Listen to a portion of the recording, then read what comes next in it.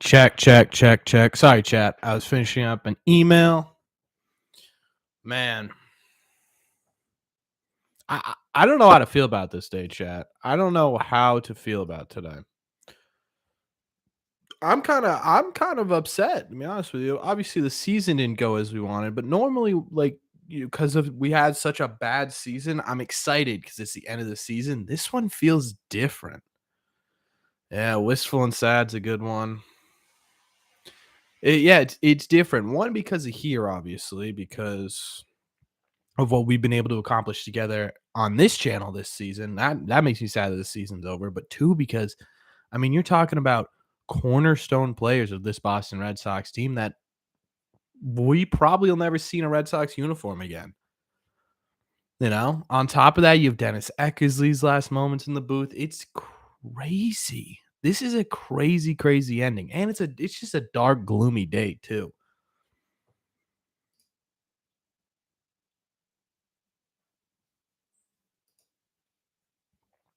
You got Judge's 60-second home run. Congratulations, Jack. You gonna split the winnings with the chat? Is that what we're doing? But yeah, I don't know how to feel, chat. I don't know. No, you're not gonna split it. All right, fine, fine, fine, fine. At least send me some pictures. We are having an extra special drink tonight, chat, because it's the last. It's the last one of the season.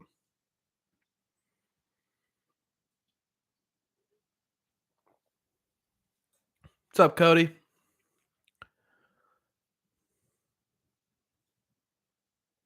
There's a lot to look forward to this off season.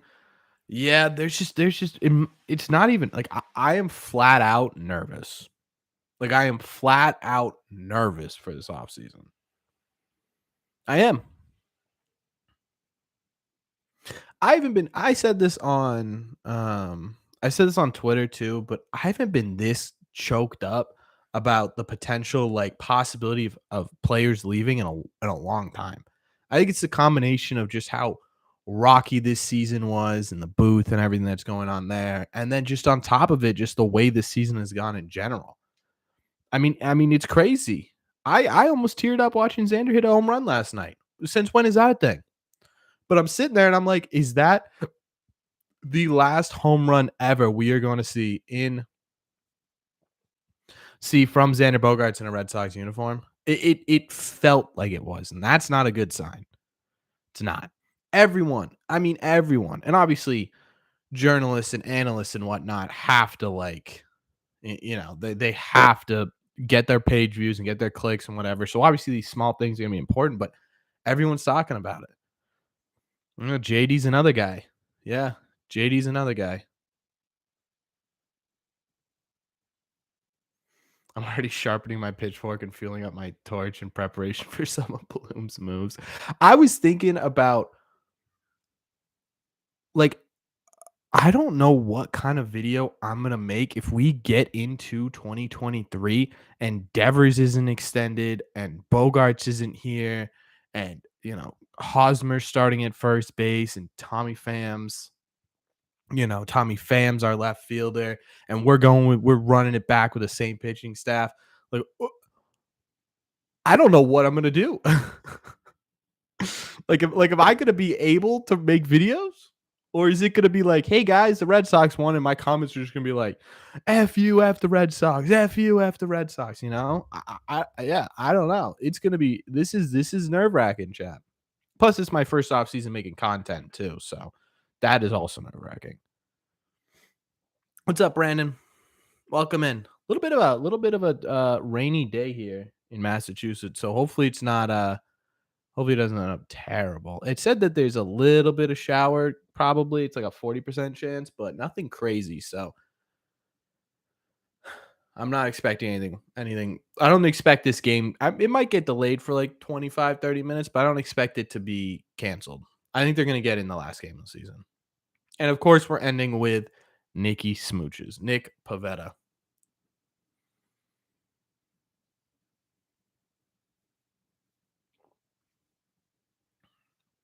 As Boston's starter, he's been yeah, he's been How do I put this, chat? Rocky this year, probably be the best word for it.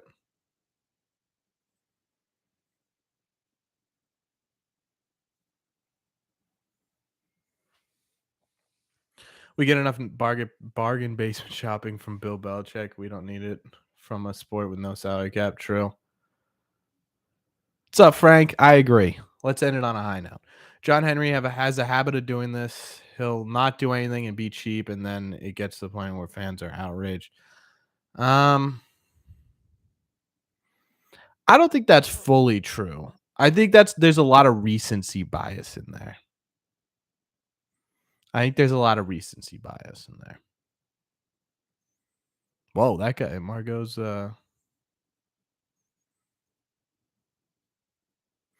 thanks, Salty. I appreciate it. Enjoy the stream, man. Of all the disappointing players this year, Pavetta has been among the worst. Yeah, I truly thought Pavetta was. I didn't think Pavetta was going to be the ace of Boston Red Sox by any means, but I really did think that at some point this year we were going to see him kind of click and become a 3-2-3-4 starter. You know, no playoffs for the Orioles. Yep. Looks like bad attendance today. I mean, it's been bad attendance all season. One because the rain, and it's just this is a weird time. I don't know why they decided to do that. Yeah, they're at Fenway today. It's X last game in the booth, so and I got you guys like the background. I changed up the background today. We're not watching the Boston Red Sox. We're watching Xander Bogaerts and we're extending Rafael Devers. That's what we're doing today.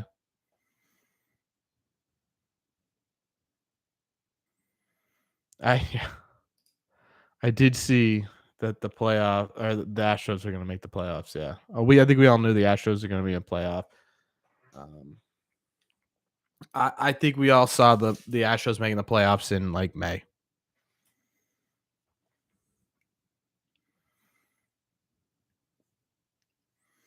The one thing Pavetta gave them was innings. That is true.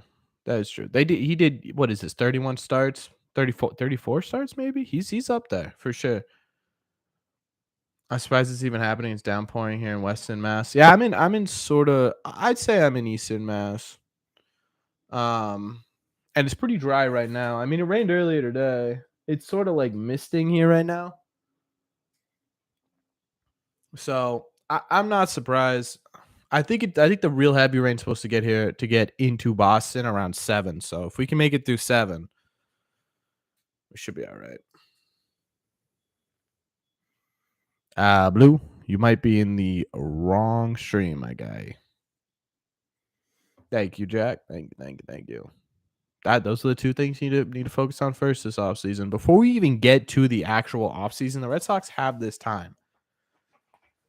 Hopefully this year will be like the '06 season. I'm hoping this year is like the '06 season. I'm hoping it's like the 2012 season. I'm hoping it's like the 2017 season. Although I don't remember where they finished 17. I think didn't they finish in 4th, right?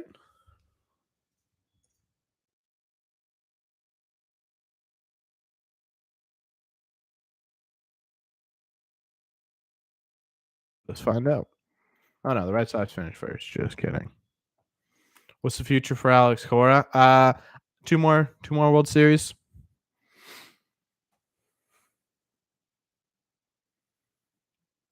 I don't hate you, Orioles. I like your core.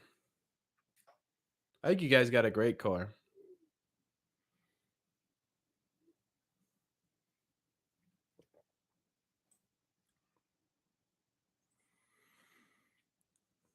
Is Pavetta good enough to be a 5th starter, do you think? Yeah, I think he's the definition of a 5th starter, right? Hovering around a 5 ERA. Hovering around a 5 ERA, can make a ton of starts, can eat a couple of innings. Yeah, he's the definition of a 5-hole starter right now. So yeah, if Nick Pavetta is our 5-hole pitcher, I think we did a good job this offseason. Yeah, I did see that guy risk it all. You see the guy who got the ball? Oh my god, he's like that. He's like a $1.27 billion hedge fund or $127 billion hedge fund manager. Like he doesn't need that money.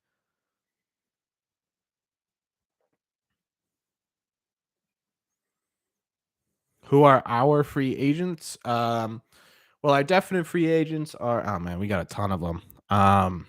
Tommy Pham has a mutual option. Xander has an opt out. He'll probably take it unless we can extend him before we get there. Rich Hill, Nate Eovaldi, Micah Wacha, Matt Strom, Rob Refsnyder. I'm trying to do this off the top of my head, so I might miss somebody. I think that's.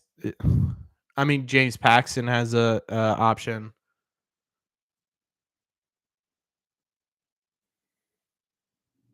Will Alex Cora be on the hot seat next season? No, no.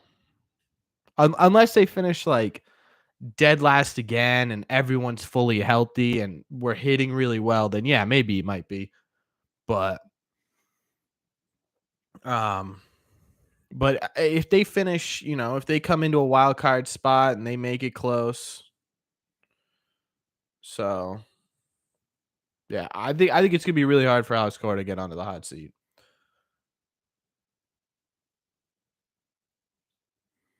Is there any situation this postseason that you will root for the New York Yankees? There is not a single scenario in the entire world, unless it comes out that like whoever's in the World Series plans on, I don't know, trying to take over the United States if they win the World Series. Then maybe, right? But even then, how bad could a Dodgers, Mets, or Braves ruling really be? What will be your reaction if my Yankees go to the World Series in 2022? I mean, I think you guys think you're living in our heads way too much. Like, I don't care. We've had plenty of success the last couple of years. I'll be like, okay, yeah, and I'll root against you guys, and if you win, you win.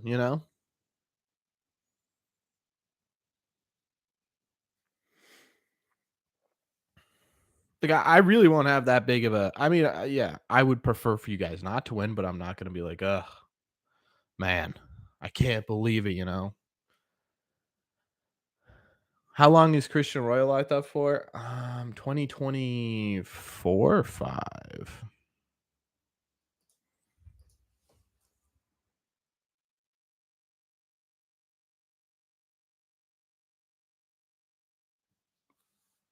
Oh, the Simpsons character, Jack.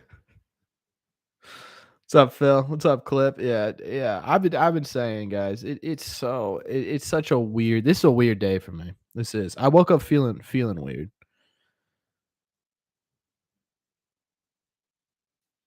Oh, that's what I'm doing. Baseball reference. Oh, sorry, chat.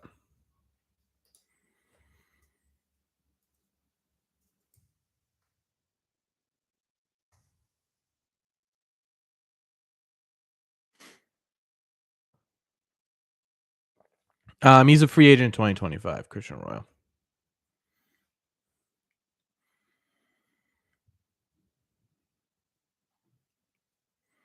I know how Red Sox fans felt when felt losing Mookie. It felt bad for us. It was Manny Machado. Yeah, I do hate Manny Machado. No offense, but I get it. I do. What do I think of Cora saying the Red Sox were going to be picked to be? Oh, well, yeah, it's not great, Peter, but it's not like he doesn't control the roster moves. We weren't projected from by most standards. We were projected going into this year to be fourth in the league. And look at what we had. Um, and look at what we had on the roster. We had such a great roster to begin the year, you know? So, yeah, I think they will be probably picked fourth, maybe even last.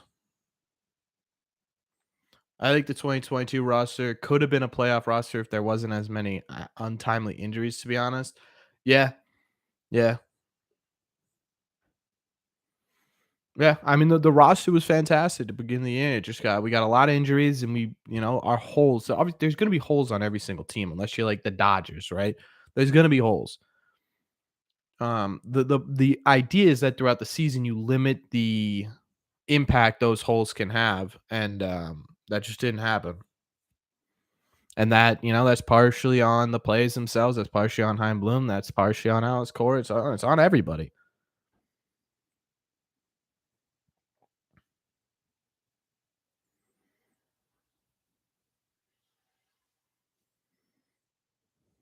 Who's pitching for the Red Sox today? Nick Pivetta.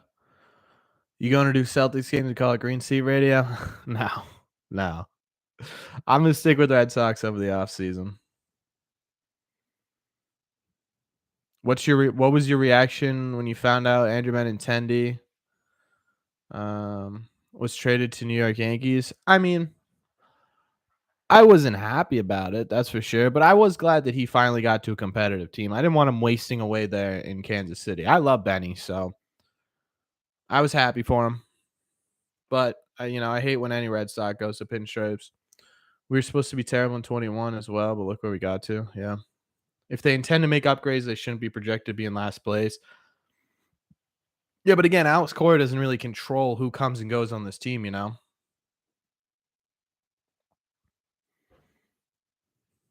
So I don't know, Peter. He said a lot of stuff too that should make you feel good, right? I wouldn't harp too much on that one statement. No, he did before the game. He talked about how this team needs to make improvements on the field next offseason, this offseason. He talked about everything. We talked about everything that needs to be done. So that one comment I wouldn't worry about. If he came in and was like, "Yeah, man, like I talked to Bloom. We're gonna ride this out and try and make as much money as possible," which 95% of Red Sox fans uh, think is going to happen. Then yet it'd be like, "Oh, whoa, hey, wait a second here, right?" Nah, this is like,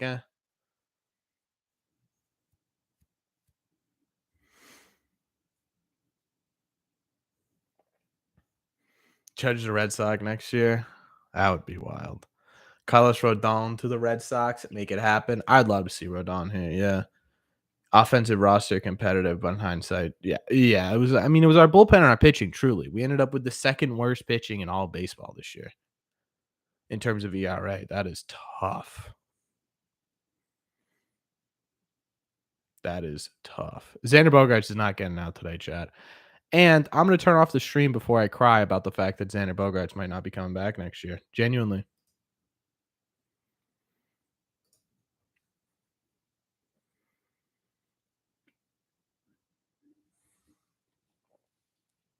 To be honest with you, Orioles, I don't know why T5 hates you so much. I don't think that's it. Brazier pitched 61 innings this year. Yeah, Brazier was in there a lot. Is that true, Gord? That would be wild.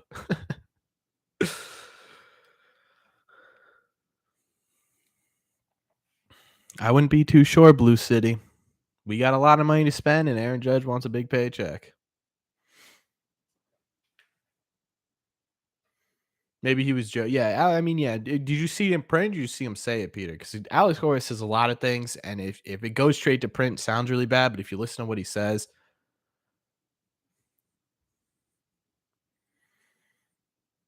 safe. Thank you.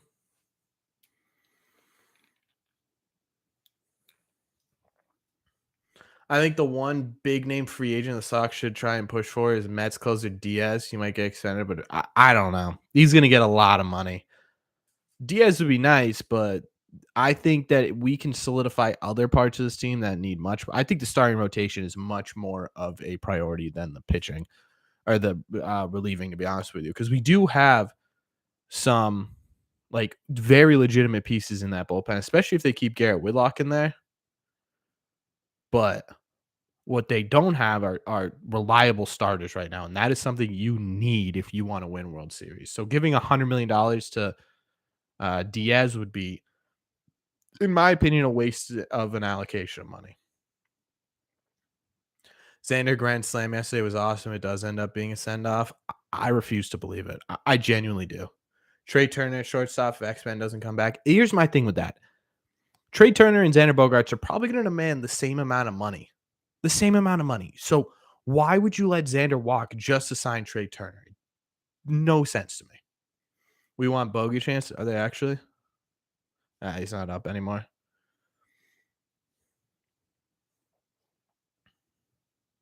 If Xander doesn't come back, who do you think we sign to replace him?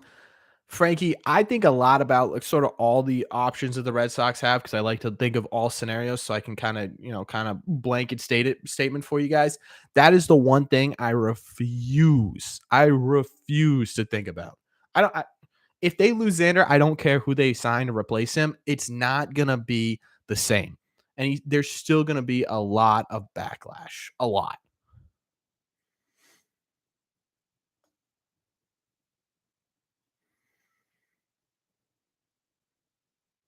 A well-defined closer must be one of the first moves to be made.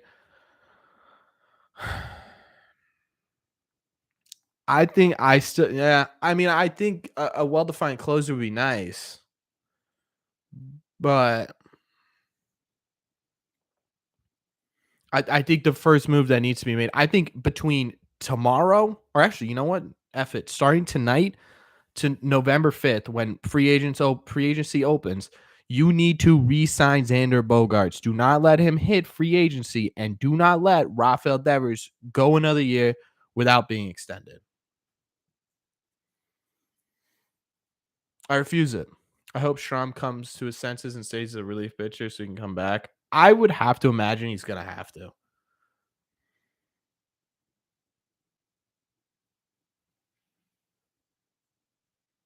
That's insane, T5, that you'd rather root for the Yankees than the Orioles. Iglesias seems to be a possibility. He's likely to have a big postseason. Rysel Iglesias, is that what we're talking about? Yeah, bro. I'd be excited about it. Look at JD. Look at JD. JD Martinez. JD Martinez. Yes, sir. Yes, sir. Oh man, that feels good, chat. Oh man, uh,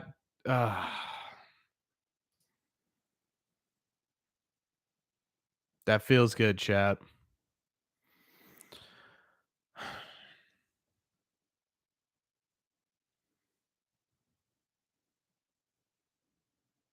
That's gonna be a guy. See, this is what I'm saying. Like, I want to be excited and happy that the Red Sox are doing well, but it just feels like I'm saying goodbye to everybody. And it's different. It's different because it's not the goodbye that like I usually get sad around this time of year anyways, because the end of baseball season if they're not going into playoffs, but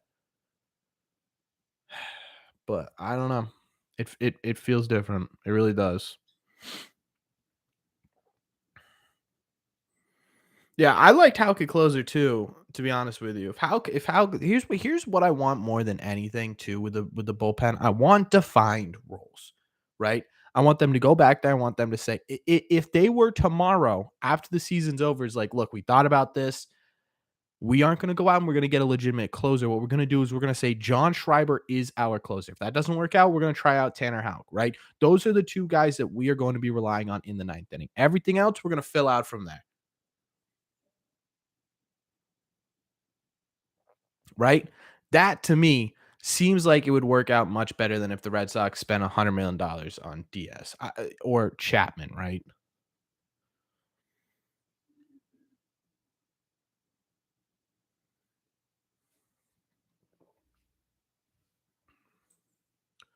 Do you think we shift Story to shortstop? No, he was signed as a second baseman. He's not going to go over to shortstop, even if Xander does leave. JD, no, JD hasn't said he's not coming back. In fact, JD said he wants to come back, but it's one of those things, Johnny, where I think every party involved kind of knows that hey, this is this we're moving on. Both sides, we're moving on.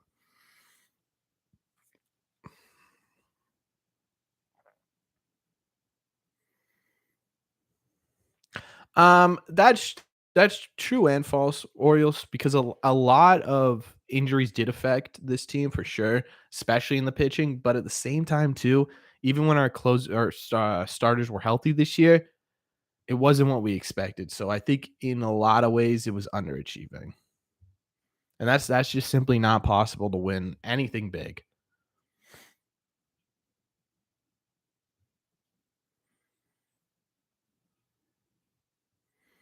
Yeah, Peter, I definitely get the importance behind a closer and a good bullpen, but again, if oh no, they just started pouring out, chat. That's not good. That means that's coming to Boston. Anyways, like I said, if you get, say you get like, two, maybe three legitimately reliable bullpen arms. Maybe they aren't closers, but instead of using the what, 20 million, some $15 million a year that you would give a closer, you get three $5 million a year players who are genuinely pretty good. And not pretty good. I mean, sort of towards the elite level in terms to middle relief, long relief type stuff, and you just set a closer, and it's either John Schreiber or Tanner Houck, maybe even Whitlock if you want to go that route. One of the two. That's kind of where we need to go. I don't think the Rays are trying to win. I think the bracket is already set. No, I don't know. Let me look. I think they're just trying to make sure that they don't.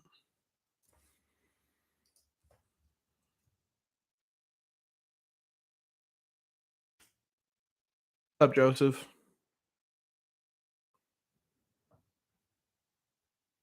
Chris Davis, yeah. That was a terrible contract, though.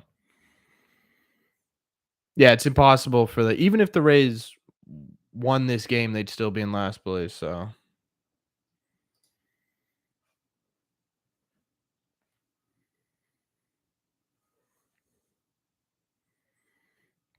yeah, I think JD will get a contract. I think JD will settle in somewhere. I do. I think there's a team that does it. Should we get Edwin? No. Listen again. I wouldn't say, oh no, we got Edwin Diaz. That sucks, right? I wouldn't say that because like it's Edwin Diaz. But one, I think with everything with the sort of rallying the Mets have done around the Timmy Trumpet stuff, there's simply no way that they're gonna let their marketing tool go. On top of that, he's an elite closer, so it's gonna be a bidding war for him. They're gonna end up spending a ton of money, and I don't know. I don't know. Yeah, I think you can kind of get around that. Hanging in there at work. Yeah, I just got off. It's kind of the perfect timing. Who's gonna win it all? Mm.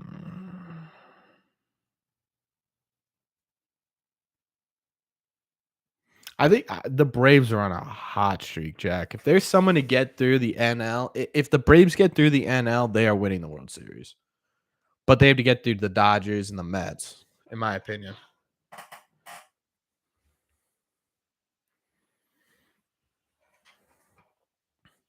Yeah, you did. I mean, I guess you had to overpay him, but didn't he set the record for most strikeouts in a season? I think he did, Orioles.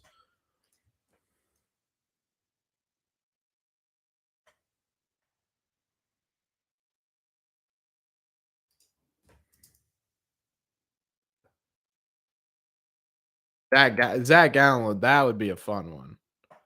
Chris Davis is third all time in 2016. But did you guys make the postseason in 2016? Can we have Schwarber back? Is he locked into a contract? Yeah, I think he signed what, Chad? Like a 4-year deal? 3-year deal?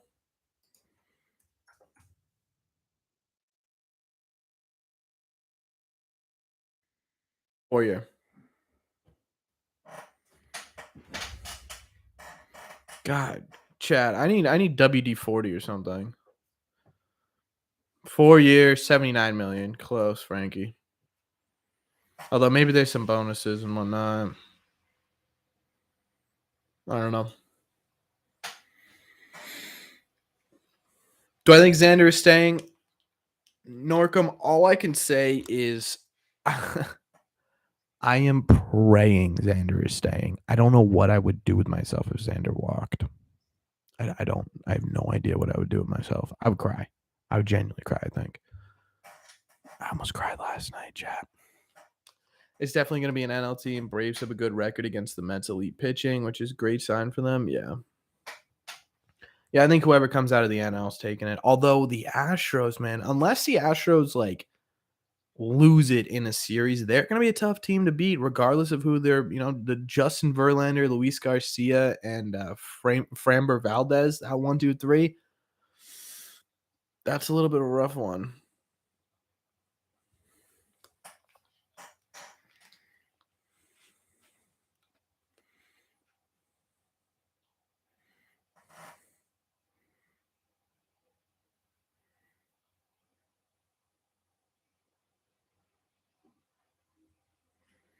Every time Eck cries in the booth, it makes me want to cry, chap.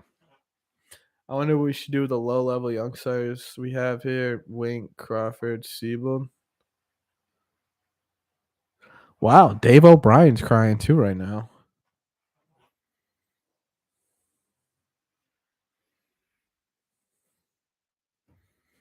Interesting.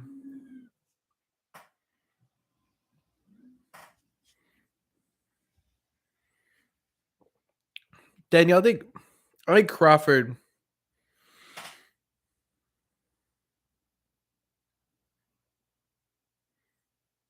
I think Crawford gets a spot in the bullpen. Sorry, I'm listening to this exchange. It seems really nice.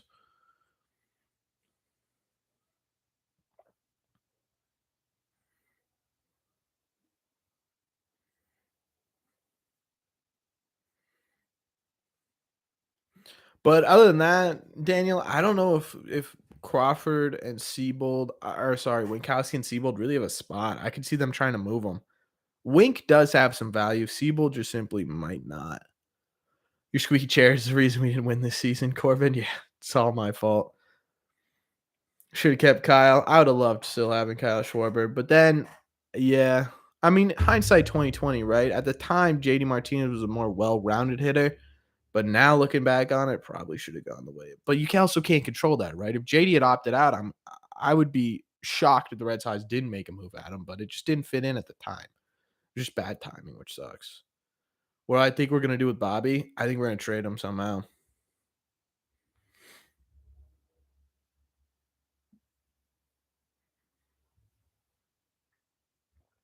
Brandon, you got the van 87. Nice. Houston is the team AL wins. Yeah, I think Houston's the team that wins the AL too.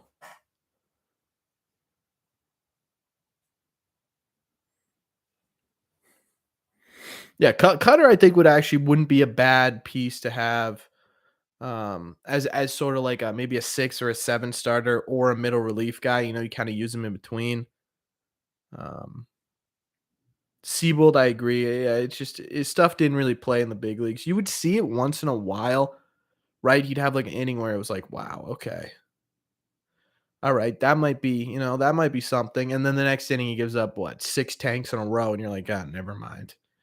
And Winkowski does, I think, has more trade value in terms of what he can bring to the Red Sox than actual value.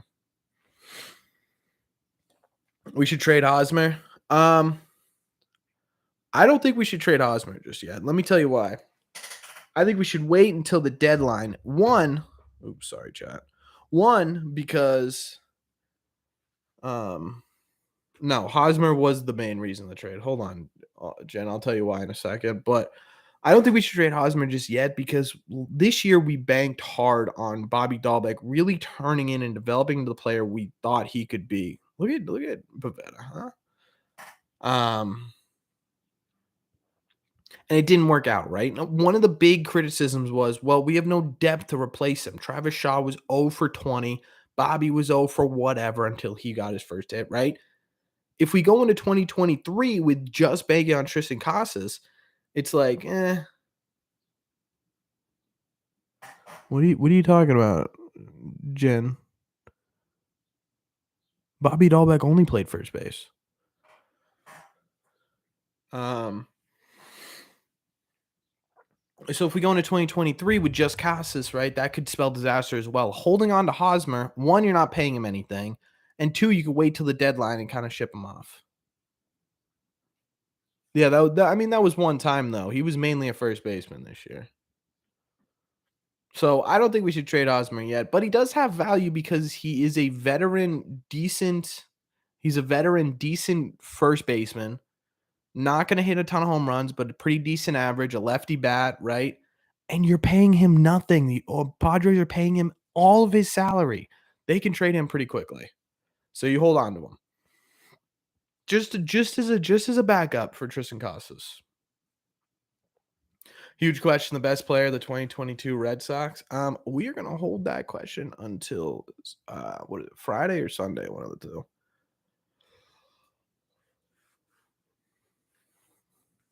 Dalbec is a cheaper trade bait. What do you mean? Yeah, I would love to see Tito win it all too. Do you remember? Yeah, Dalbec. Yeah, I remember Dalbec's nice little stint. He's cheaper than Hosmer.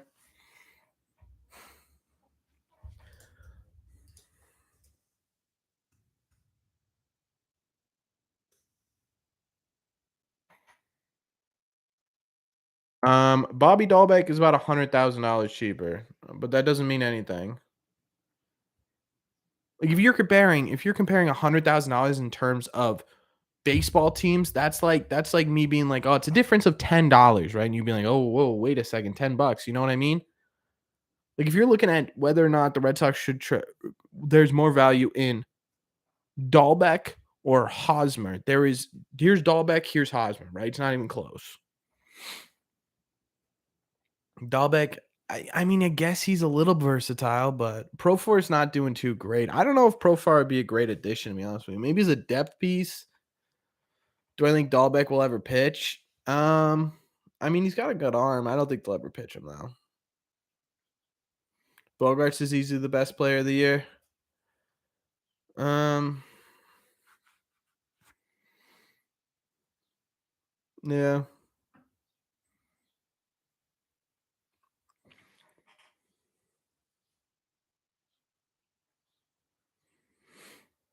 With all those pieces, who do you think we go out and trade for?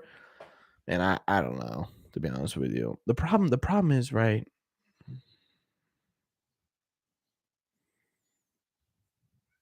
The problem is there's just so many holes, and I think some of it's gonna be filled by free agency, and a lot of it's gonna be filled by trades, and I don't know which is which.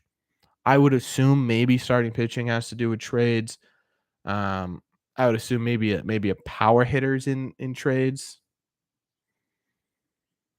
But yeah, I don't know because it's such a it's a weird because there's just so many holes. There really is. I mean, you're basically starting from the ground up.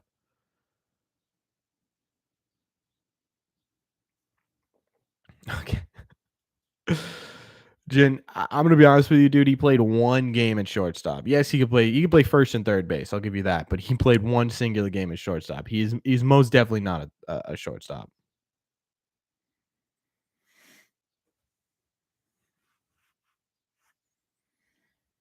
I'm not saying, yeah, Daniel. I'm not saying Dahlbeck has no value. I'm just saying if you're talking in terms of either either if you're a team trading with the Red Sox, would you rather have Hosmer? Would you rather have Dahlbeck? I would rather have Hosmer.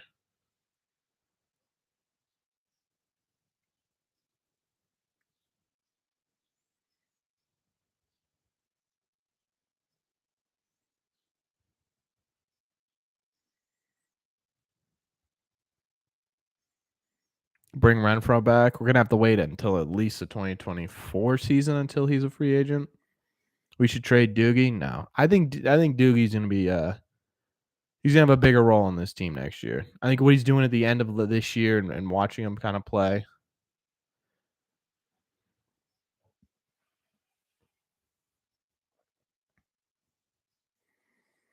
Given his infamous aging, you've got to assume Xander will test the free agent market. My hope is that this next month I mean right now you have the ability, you have all the ability in the world to sit down before anyone else can get to him and say, Xander, look, like what we offered you at the beginning of the season wasn't a fair offer. Here's what we're actually going to offer. Let's see if we can get something done. Right. And so the positive side of me is like, yeah, you've got all this time. How do you not do that? But then the negative side of me is like, yeah, He has one of the most notorious free agents in or agents in all of baseball history, sports history. Of course, he's not gonna talk to them until he actually gets into free agency, and then other teams can either build it up or he just gets told. Here's my biggest fear too is that Xander wants to be here, but Scott Boras goes, "Go for the money, you won't regret it. Go for the money, you won't regret it." Now he's in Philadelphia for 5 years. That's my fear. Because I don't think it's a matter of Xander not wanting to be here. I think it's a matter of Xander wanting to get paid what he's worth and having the agent that he does have. Because you don't hire that agent if you don't want to get paid. And I don't remember when he signed on for Boris because he had Boris when he got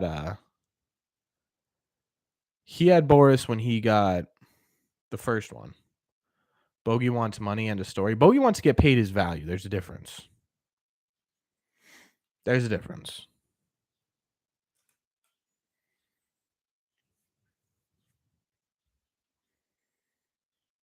Benintendi comes back. I don't know. I don't know how well Benintendi would fit into this just sort of Red Sox sphere that's going to have happen.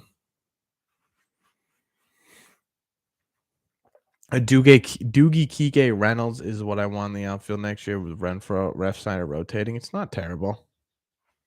I wouldn't hate it at all. Yeah, did I answer this? Bogarts wants money and a story. Yeah, I don't think he's going to be. I don't know if he wants just wants money. I think he wants his fair amount of money, which is again totally fair. If we lose Bogarts, we should try and sign Trey. If we don't sign Bogarts, what are we doing? If we're gonna pay Trey Turner, I almost say Trey Young. If we're gonna pay Trey Turner, why are we not paying Xander? It makes no sense. Yeah, that's my fear, Jack, is that he's not the only one. And obviously all these players have agents and that's sort of um yeah, that's sort of how it works, but Boris is a special guy cuz he's a shark. And that's what scares me. Because we've heard it before from players who had Scott Boris and have Scott Boris where they're like, "Yeah, I hired him to get what I'm worth and he ended up, pushing and pushing and now I'm here making a ton of money, but is it where I want to be? I don't know." Right? And some players have been pretty honest about it. Ref Snyder would be a good signing for sure. Yeah, I want Ref Snyder over Fam.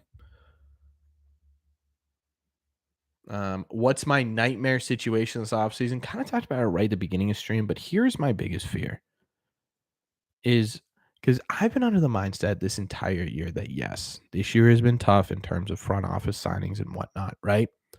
Last year was very good in terms of signings and whatnot. This year, you are starting from essentially a blank slate. Now, if you go into 2023, right? If you go into 2023 and you have, hey, we liked what we saw from the pitching rotation last year. We're going to see if we can keep that the same. Our bullpen was just injured. We need to keep it the same, right? And then we get to the lineup and they're like, again, it was injuries. We'll be better this year. I promise. We're going to keep it the same. And we're going to lose Xander Bogaerts because, hey, we've got this pretty good prospect, Marcelo Meyer, ready to come up in 2-3 years, right? That's my dream. That's my worst nightmare. Is they don't there's no not urgency, that's the wrong word. Decisiveness in what they do this offseason. They're like, we're gonna save this money and hey, maybe we're ready. Maybe we're willing and able to spend it on the right person. We're gonna wait for that right person to come. Right. So that's my biggest fear is that they don't do anything because they rely on their prospects and the cheap option that may or may not be good in 4 years, and they try and they don't go one way or the other. They kind of keep saying we're waiting for the right person, we're waiting for the right contract. We do spend, I promise. We're waiting for the right contract, waiting for the right person. That's my nightmare. Xander will be a Philly next year. Watch, I'm dead ass banning anyone who says Xander's going to another team. Evaldi, yeah, Evaldi. Also, hello, Dad. Evaldi's an interesting case because he looked good last night. I don't know.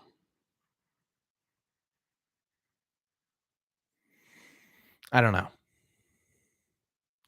Evaldi, I wouldn't be mad at Evaldi. Maybe he takes a little bit of a smaller offer because he didn't have a great year, 2, 3 years. I would be all right with that. I would, even if it's over Waka. I'd be okay with that. I'm just messing with you, Phillies, but it is stressing me out. I'm not actually gonna ban you.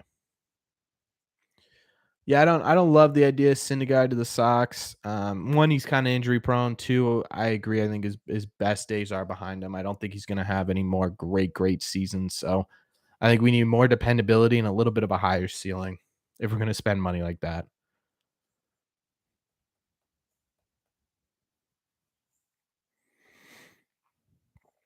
Yeah, I'm sure Heim's trade board has just about everyone in the league on it. Because I mean, realistically, with a farm system like this, you can get every single person in this league. It's just a matter of what you're willing to give up and what you're willing to get for what you're giving up. What about catching? Listen, if we go into 2023 and we've extended, we re-signed Xander, we extended Devers, we got a power hitter in the outfield, we've got two fairly elite starting pitchers. You've got your bullpen locked up, and you're gonna go with, Wong and McGuire behind the plate. I'm okay with it. I am. I'm perfectly fine with it. Both of them are good defensive catchers. McGuire's been great offensively for us. Wong struggled a little bit, but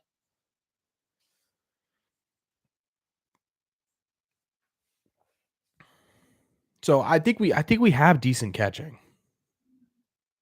If they want elite catching, then fine. Yeah, there is that available. You're gonna have to spend money, obviously. But if you're gonna want to, if that to me is, if we're looking at priorities, the catching positions towards the bottom of the list. Where do I think JD will go? I have no idea where JD is gonna go.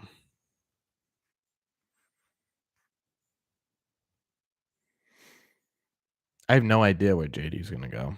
I think he goes to an NL team, but I don't know which one. I would say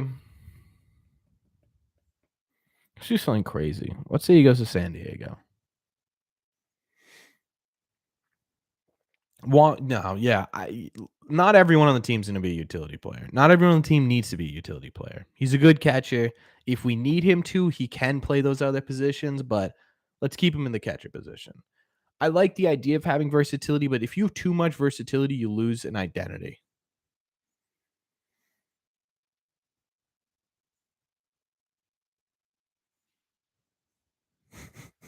We would all like to go to San Diego. True. I'll be honest, after this disappointing year, this farm system, and with the money you spend, you've got to be optimistic. Yeah, I'm nervous. I am. I'm nervous because, like Clip said right here, it really it's the end of an era. There's a possibility that next year the only two cornerstone players that were on that 2018 team are Chris Sale and Rafael Devers, and that's scary to think about. That just in just 4 years, you've dismantled that entire best team in Red Sox history. Now, I'm not saying they're gonna do it. I'm not saying it's a bad move, right? To get rid of JD, Evaldi, and not Xander. No. But at the end of the day, it's nerve wracking as just not even an analyst, not looking at the statistics, not looking at any of that, just looking at it purely from a Red Sox fan standpoint. Going into 2023 without, at the bare minimum, probably Evaldi and probably JD. That's nerve wracking. It is. And that's why I think so many fans have been so upset with um I've been upset with the moves that the Red Sox front office has not made. Jays will trade Jansen in the offseason, three-way power trade, power hitter Wong. Wong is not the answer. I don't why what's the problem with Wong? There's my question. Why do you guys not want Wong? I get he's got a low average, but he's a great defensive catcher. And if you're starting McGuire most of the time and he's sort of your Kevin Pilecki to Christian Vasquez, I don't care. I don't think we need new players in the outfield now.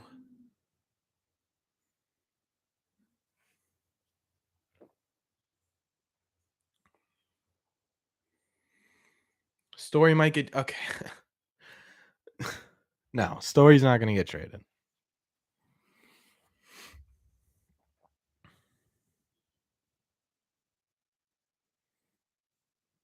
Sell the Red Sox to Elon Musk. I like it. Yeah, I think Wong will be definitely an excellent backup catcher for sure. JD going deep in what could be his final game just makes me happy to see. Also, hey, what's up, Ethan? It is. It's very exciting. Like I said, it's bittersweet.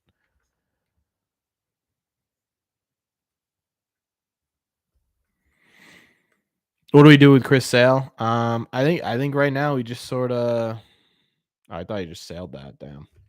Um, I think we just sort of hope and pray that he comes back healthy.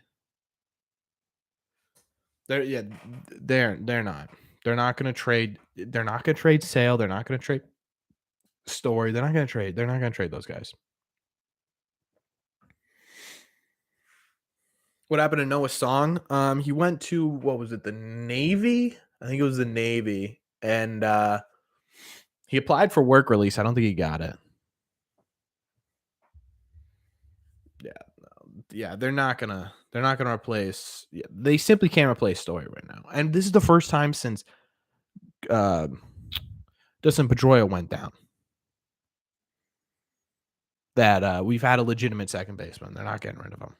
McGuire's an excellent backup catcher. Yeah, I think they're both excellent backup catchers, which is why I'm saying if we focus on everything else this offseason and we go into 2023 with those two splitting games and both of them are kind of playing a backup catcher role, I'm fine with it. Whatever happened to Sandy Leone? Oh boy. Um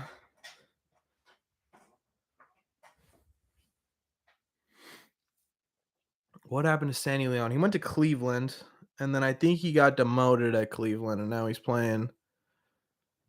Oh man, where is Sandy Leone? Maybe he did go to Minnesota.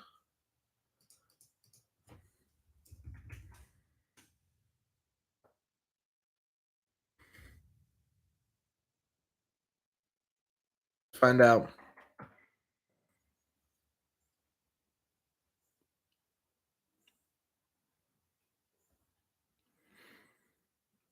Yeah, so he went from Boston to Cleveland. That's the last time I heard about him. Then 2021 he played for Miami.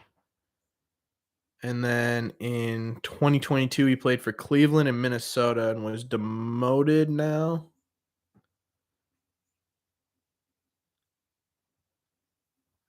No, he's still on the Minnesota team.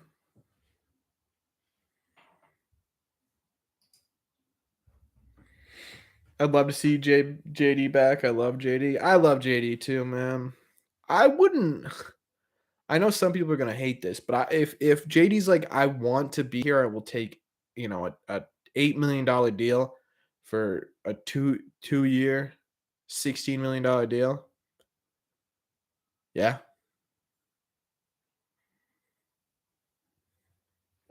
sometimes that's all you need, Jin. We don't need to we need a catcher that can play third, second, and left field too. You know.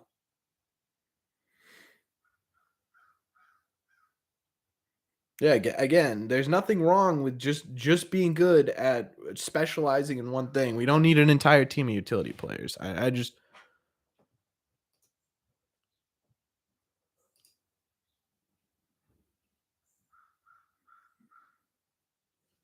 I know, Jack. That's gonna yeah, it is good. That's gonna be one of the weirder parts.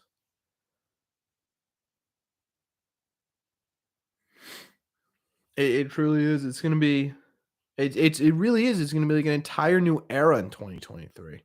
Only two-way players from now on. What that would be wild. If every single one of our starting pitchers could also hit.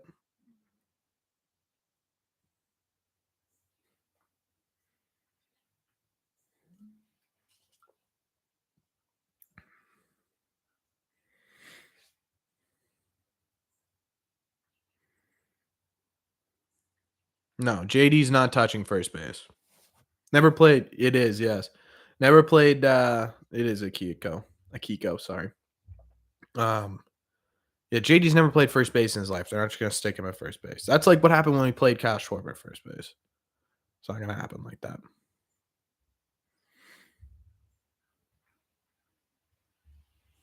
The Red Sox are too big of a market to field nine utility players. I wouldn't say that. I would say with Boston, you have the ability and the money to go out, and that's why you pay a lot of these guys big money, right? You're not paying Aaron Judge a ton of money because he's an elite outfielder. No, you're paying Aaron Judge because he just hit the most home runs in AL history. It's okay for a guy to specialize in something, and that's why you pay them. And when you're with Boston, you have that ability and that market. Hanley Ramirez wasn't terrible for us.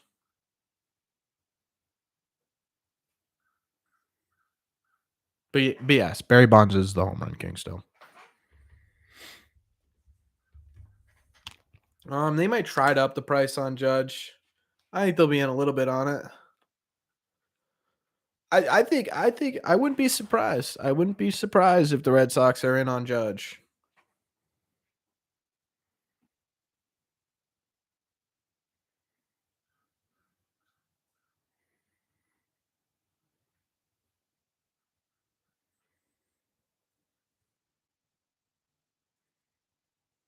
Yeah, Bonds will probably always be the home run king. I can see. I mean, Aaron Judge is having a historic season. The fact that Barry Bonds hit 11 more home runs than that is crazy.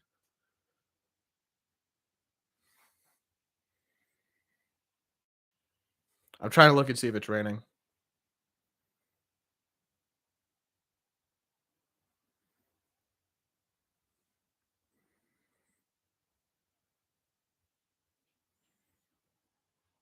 What position player on the Sox right now would have the best luck in the bullpen?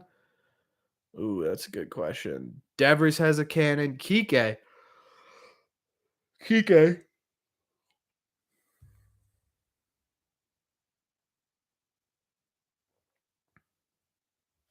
I think Kike would do the best in the bullpen. Dude's got a cannon. Kike is not gonna pitch. You were throwing out some wild theories today, June. What's going to happen with Hosmer and Cassis situation? Who starts? It'll be Cassis. Sorry, it'll be Cassis at the beginning of the year.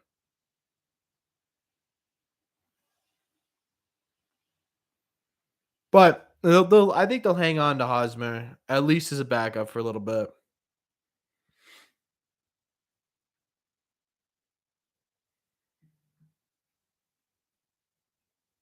Cassis is doing well.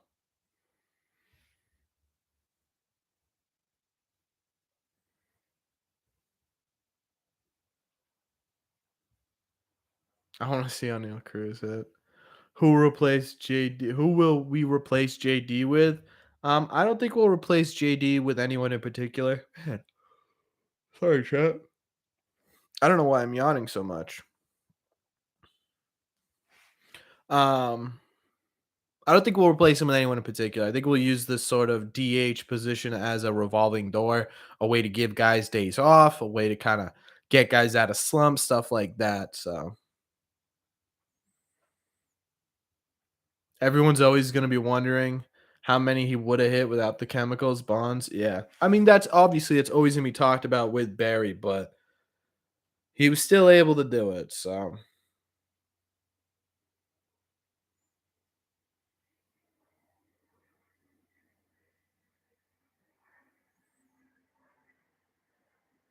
do you guys hear?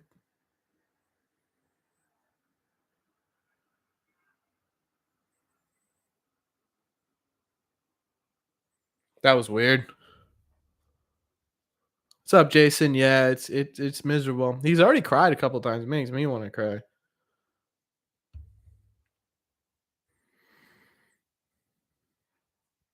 Mancini, I don't hate Mancini because he does have the option to play the outfield. I don't. Yeah, I wouldn't hate that.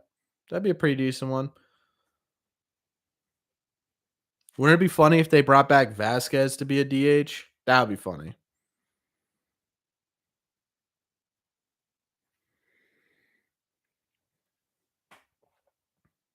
Yeah, Gord, that is 100% true. Sup, Judge? You coming to the Sox? No, yeah, I figured Vasquez wouldn't be back. It was a joke. It would be. It's an interesting thing to think about, though.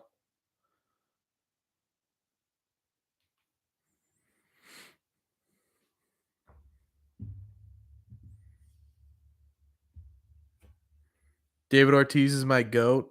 Facts.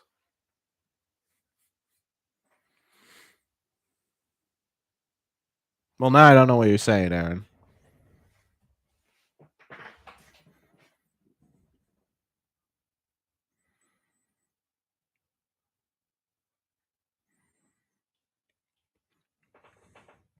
Yeah, Chad, I'm just in a weird mood today.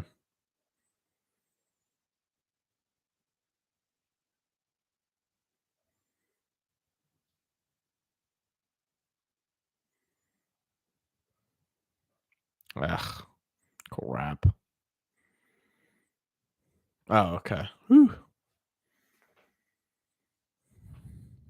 Facts, Judge. Now come to Boston and hit some tanks off the monster, and you can be a goat too.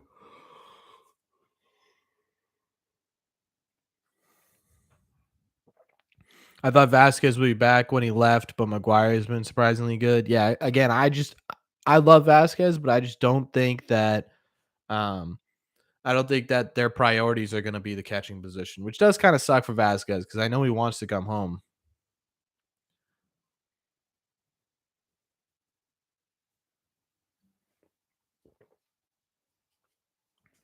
Top 3 Red Sox all time or just on the Red Sox right now, Ethan?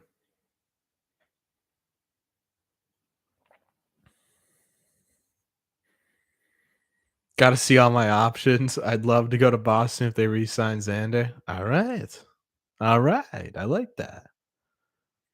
All time, full no, not full career Sox. Yeah. I think it's just people who played on the Red Sox or had a decent amount of time on the Red Sox. I would go in no particular order, just based off of skill. I would go Mike Yastrzemski, Ted Williams, and Pedro Martinez. If we're talking all time favorite or most impactful Red Sox, David Ortiz is number one, of course. But I think if we're talking purely skilled, it's Yastrzemski, um, Pedro, and Williams. Not in any order there. Not in any order there.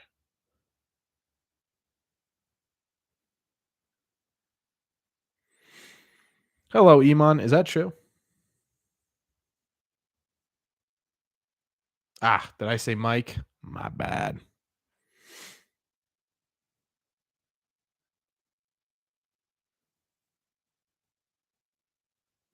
Yeah, yeah. No, I think there needs to be a lot of work with pitching in general on this team, and a lot of it too is approach and staying healthy and stuff like that. But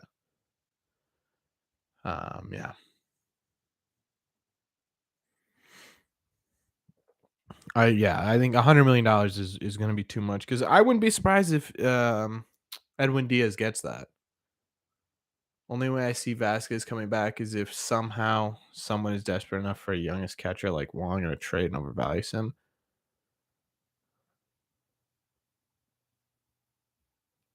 Yeah. I mean, I wouldn't be shocked if there was some value in Connor Wong. He's a great defensive catcher. He's shown, pretty decent power at the big league level. You could sell him, but that's if the Red Sox want Vasquez back. I don't know. Yeah, I did hear that, Gord. Yeah. For David from Ortiz, many people forget that he used to play for the Twins. I did too. I just found that out. Yes, he did play for the Twins. He was also drafted by the Seattle Mariners. Yeah, apparently he's like he looks small, but if you meet him in person, I guess he's he's like stocky, but he doesn't look stocky, which is weird. Yes, it was David Arias, and then he took what his mom's name or something. Yeah, although I haven't seen like Connor Wong's home run was tanked. But I haven't seen Ref Snyder put one out that was like, whoa, that was a big hit, you know? Surprised the fastball doesn't send him to the stands.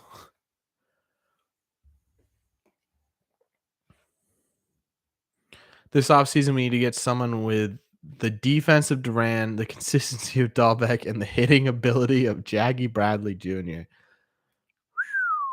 That is going to be an interesting one. That so you're talking about Mickey Mantle there, Jack.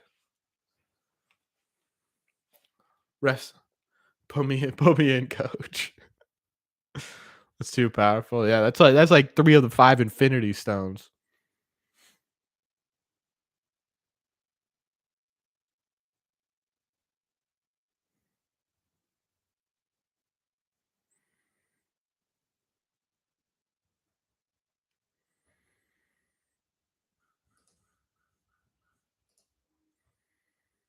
Who needs Otani? True. Wait. We could just build our own Otani, right? Defense of Duran, consistency of Dahlbeck, the hitting of JBJ, and the pitching of. Do we want to do Salamora, Familia, Brazier, Phillips, Valdez? Which one do we want to do? Tyler Danish. You guys pick.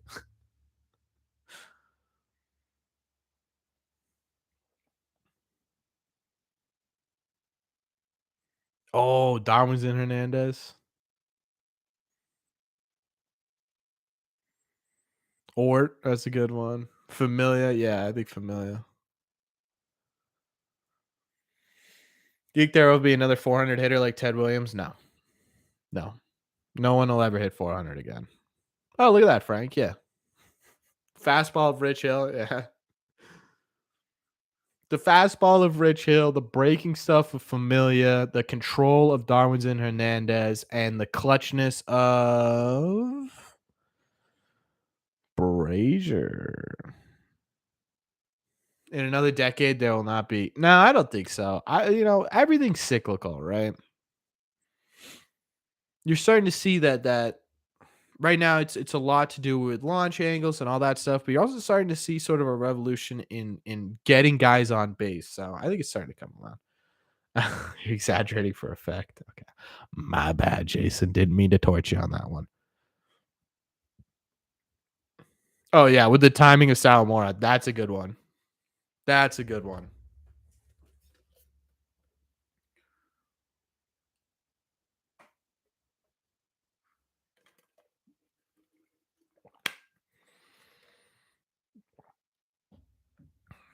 I'm just calling upsets in the wild card round.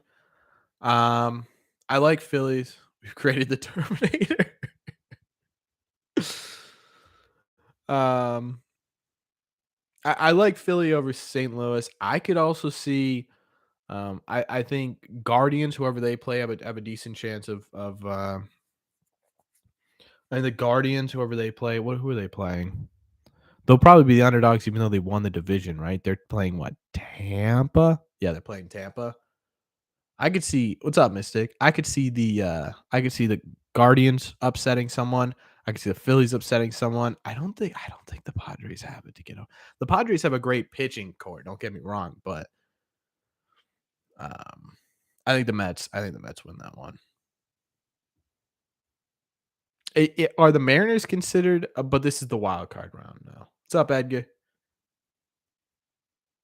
Oh, yeah, yeah, I could see the Mariners taking the Blue Jays. I could, which is kinda crazy to say, but they both have really that's gonna be a fun series, the Blue Jays versus the Mariners, because they both have fantastic pitching.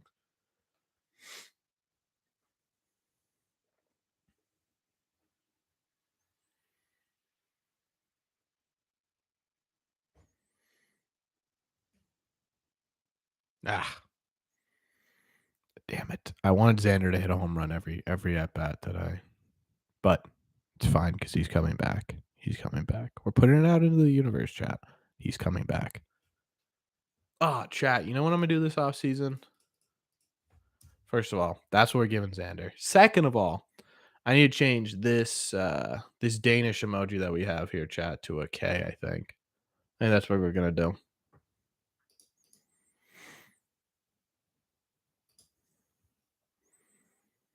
Because let's be honest here, Tyler Danish is not the electric factory that started the year with us. Guardians at home are favored. Let me see. Because we're all locked in, right?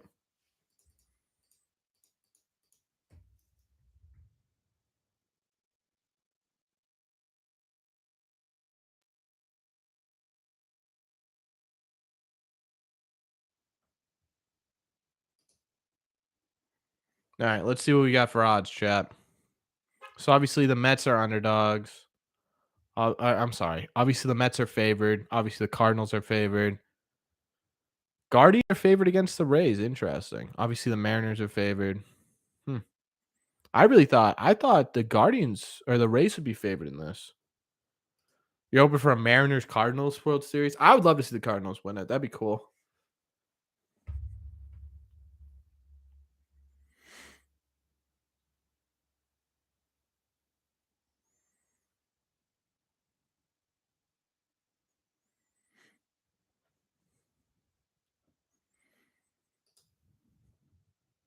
No, the Mariners aren't favorites. Sorry. I sometimes I swear I'm dyslexic with betting lines. I just read them. I read them backwards the entire time.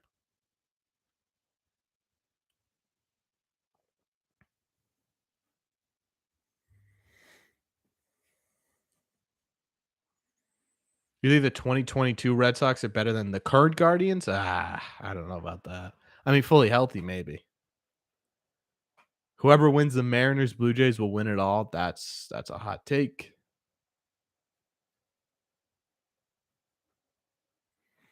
Verdugo could easily hit 300 this year. What's he at now? He's got to be pretty close, right? I'd stay with the Yankees for 400 million, go to the Giants for 350 million, or go to the Red Sox for 325 million. I like you thinking, Aaron Judge.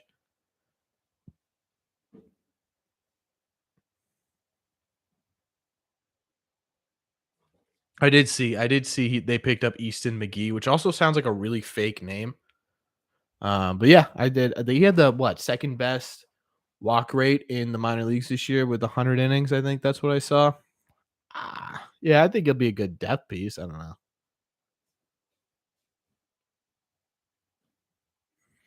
Have some stat of Hansel Robles. We'll give him Hansel Robles looks.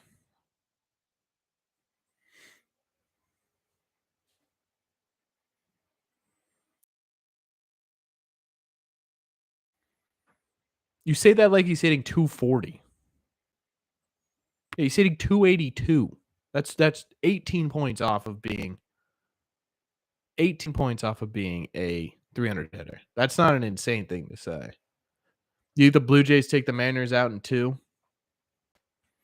I think that one goes to a 3-game series. Both teams young and talented. I could see that one being close. You love the name McGee? Yeah, McGee is fan. McGee is very funny. The Guardians are a pitching factory, yeah. A lot of teams now are.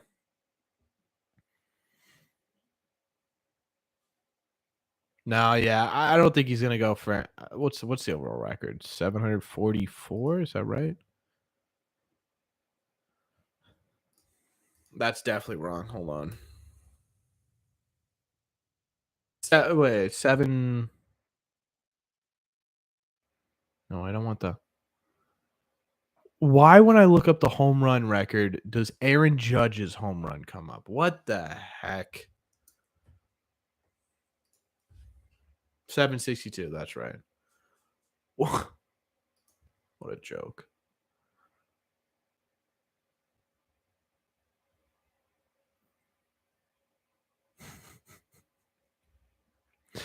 Okay, we know Heimblum religiously watches this channel. What 3 pieces of advice do you offer him? Um, Here's what I'll say. I'll say spend money, but spend money wisely. Don't do the whole, we've seen it a million times, panic, pick up big names because you want to look good for either your bosses or the fan base or whatever. Let's get Um, let's spend our money and use our capital to improve ourselves in a smart way. One, two.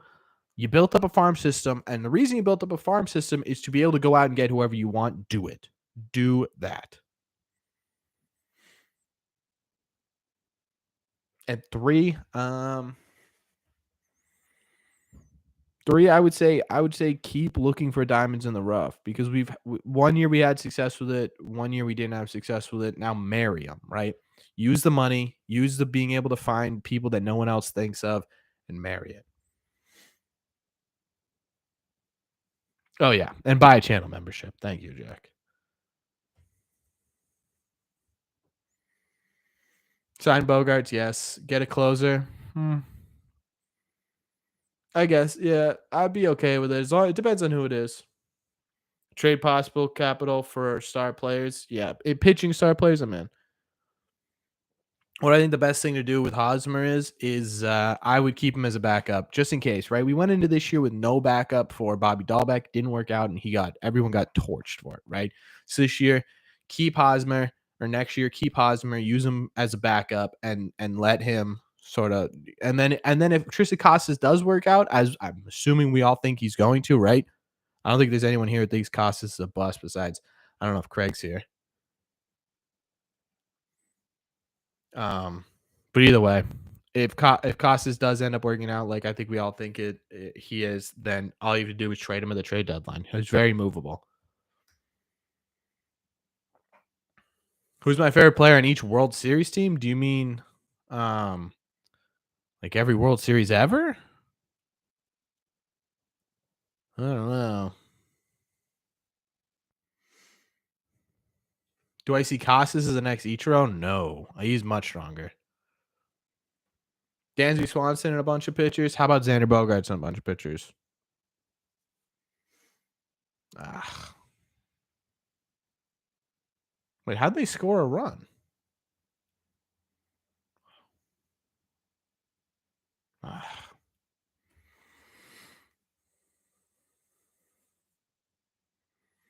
Oh, like the Red Sox World Series teams? This decade? Okay.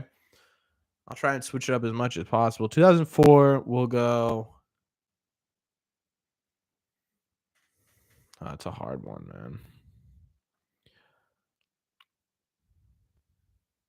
We'll go Manny 2004. We'll go David Ortiz. We'll go Kevin Youkilis 2007 because I just like Kevin Youkilis. 2013, we'll go David Ortiz, and then 2018, Xander.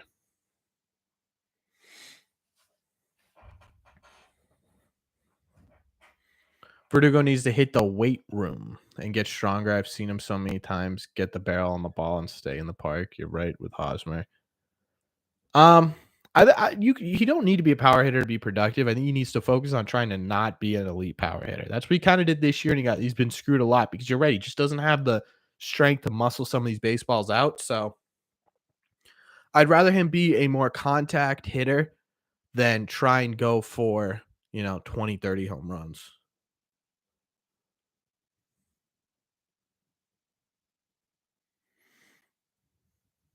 I think there's a possibility Otani's with the Red Sox. Yeah.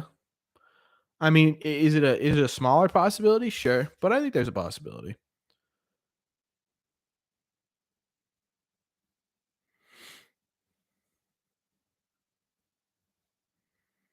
What's up, Yanni?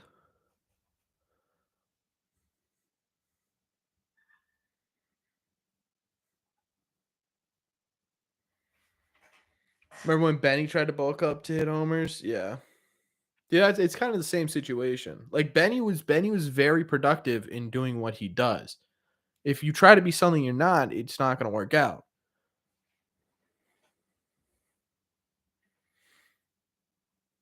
I could see Verdugo on a trade this offseason. For what though? Like what would be the reasoning for trading Verdugo?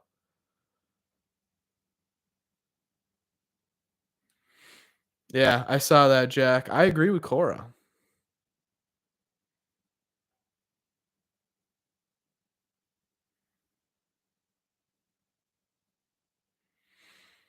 Um, hey Daniel.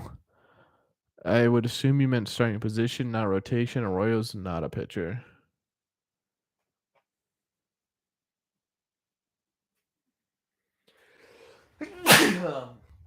Excuse me, chat. Oh, crap. Sorry, I'm a little sick right now.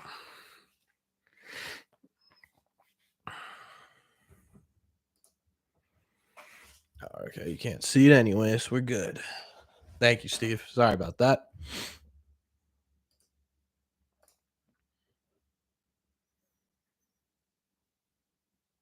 Thanks. It's nothing crazy. It's just allergies, but the allergy medication messed with me a little bit, so I stopped. So I got like stuffed up allergy wise. It's not like a flu or anything, which I guess is good.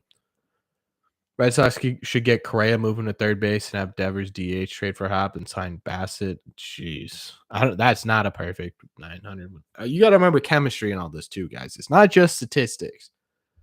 And Correa is not a chemistry type guy. And I get it. Oh, chemistry. Who cares? They're baseball players. You get paid to do this. You know.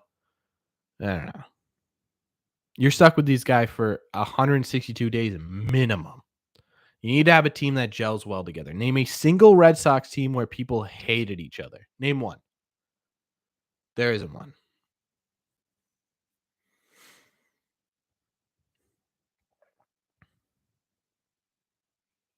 Think Verdugo could be part of a later package, possibly one for the A's.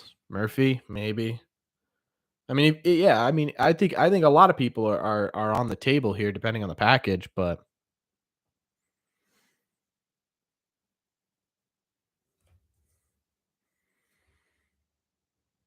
is Yu Chang a Red Sox next year? I don't think so. I mean, they might keep him for depth piece, but like Yomer Sanchez. But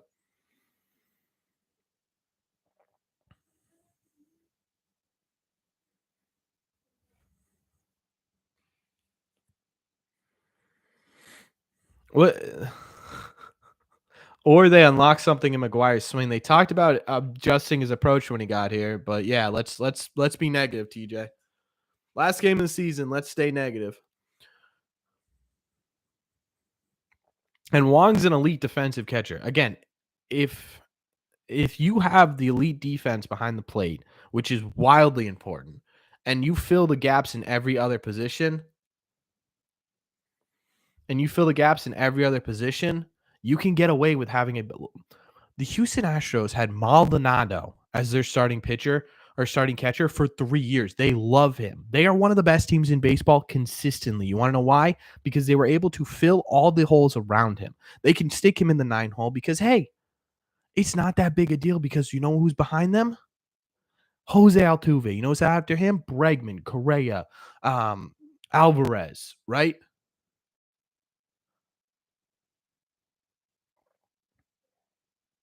Right? We don't need the crazy superstar catcher. We need a good defensive catcher who can handle pitchers. That's what we need. You need to have that. No, TJ. I'm sorry, you're wrong. You need to go in and bring stars into a power hitting position on this team. You need to go out and retain your stars. And you need to bring stars into the pitching staff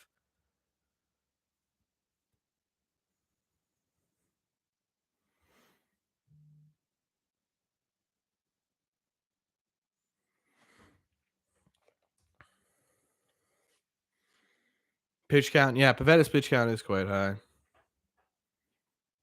Yeah, okay, Gord. But yeah, I mean, seriously, to me, I would take the great defensive catcher. But if Bloom, okay, see, but this is where you're not being realistic, you're just being negative, right? If Bloom doesn't bring in the needed starch to this pitching staff, that's not realistic. That's negative. They have all of the money in the world to go out and get whoever they want this offseason. They do. They do. And you kind of have to, right? Hein Bloom's just like the rest of us. He needs a job. You need to keep a job.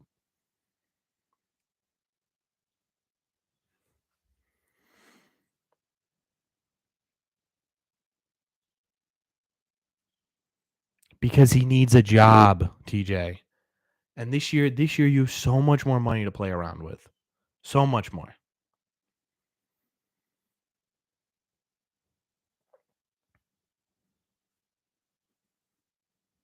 You guys see a rebuild coming? Why?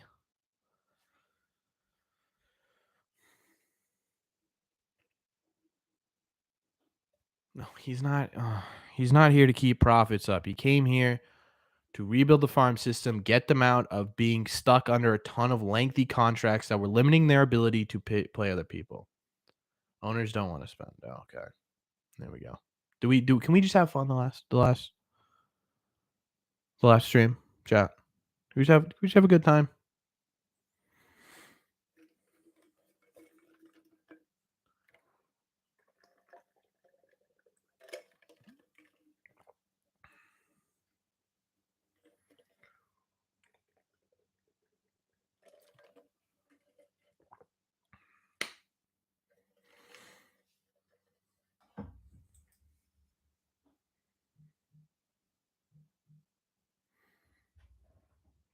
Vasquez and McGuire would be a ton of fun. Yeah.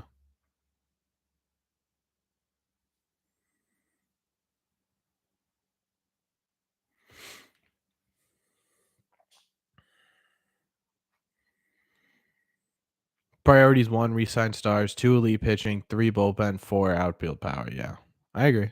Like that's where we're at. He was here to clean up Dombrowski's mess. Yeah, it's still working. Yeah, he's still using it. It's okay to have bad years.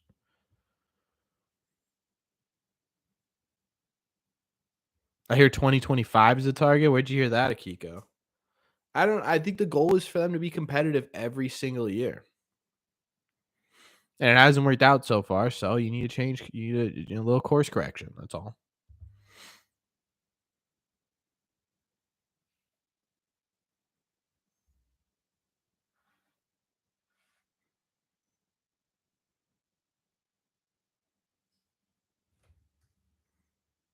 The heck are all those kids saying? That was creepy. Dombrowski's mess is over exaggerated. All our talk. Okay, so but you're focusing what right now is what you're focusing on. The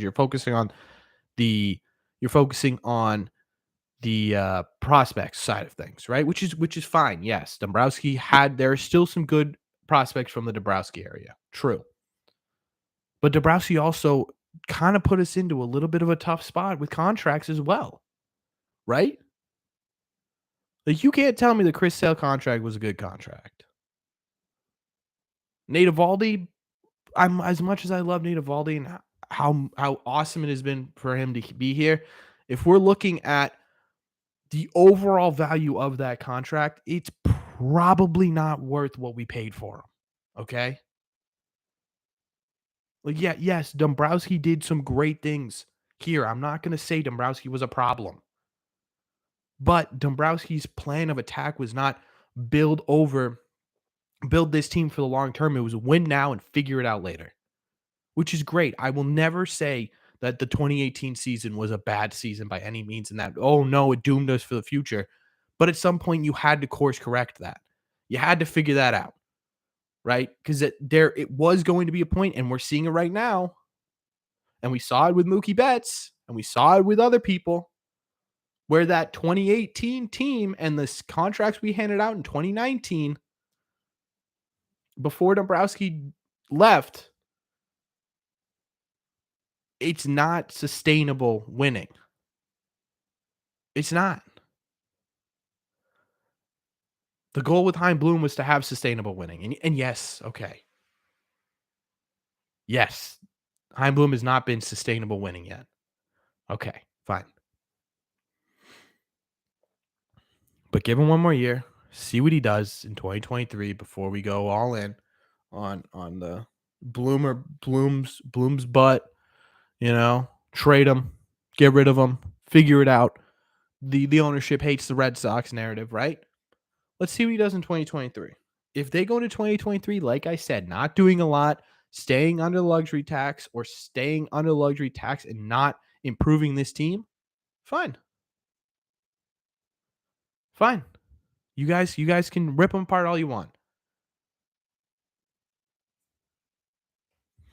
So if next year is bad, it's okay to beg for Dombrowski. But we'd be in the same spot if we had Dombrowski. That's what I'm trying to tell you, TJ.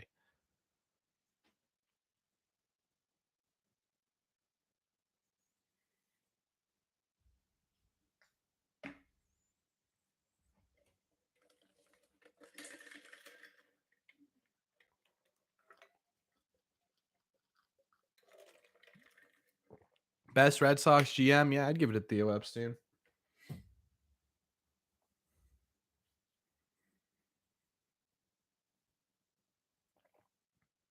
I think Hosmer stays. I kind of agree with you with Fam. I don't think the Red Sox pick up his option. Because if you could sign Ref Snyder for that, if you could sign Ref Snyder for way less than what you can sign Fam for, he's got more versatility. In my opinion, I think Ref Snyder's been better for the Red Sox this year.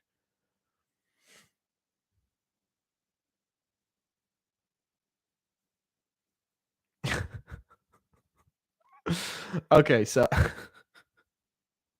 so you're assuming Dombrowski would have gone out and gotten Kevin Gosman, what, out of the clouds? I mean, this is just wishful thinking, right? The grass is always greener. If Dombrowski was still here and Hein Bloom was a part of the Tampa Bay organization right now, you'd be like, "What are we doing? Hein Bloom, he spends his balls off and then he puts together a team that can't figure it out. What are we doing? We're signing all these mega superstars that end up fizzling out. What's the point? Look at the Rays, right? Look at what Hein Bloom is doing down there, right? It's just it doesn't matter who's the GM. If we're going to be losing, they're going to have a problem with us. No way JD just went. JD just hit 2 home runs. JD just hit 2 home runs. JD Martinez. Like it's like TJ, it's completely fine for you to be critical of the GM of the Red Sox. I'm not saying you should just blindly follow them, but to assume that last season we would have probably signed Kevin Gosman, we would have retained Andrew Benintendi, and we wouldn't have traded Mookie, while also maybe getting rid of Xander Bogaerts in the process, is just making assumptions that really isn't fair to anyone at their job.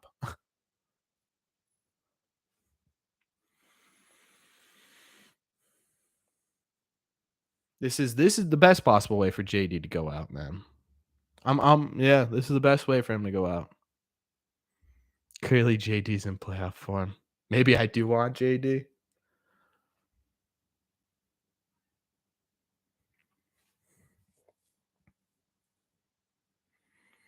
Of course, Mookie was a huge loss for Boston. Mookie's going to go down as probably one of the top 10, maybe top 5 players in the what, 2020s, 2010 to 2030s probably. I would say 10. Nah, would you guys say Mookie Betts is top 10 since 2000?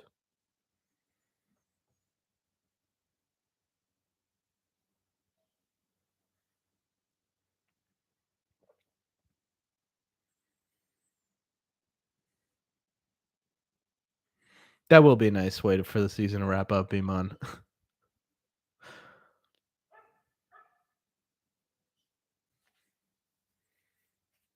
Definitely, yeah. So I was thinking since 2010. Do I think he's top 10 in since 2000 though? That's the question. Like definitely in the top 10 since 2010, I think. Definitely.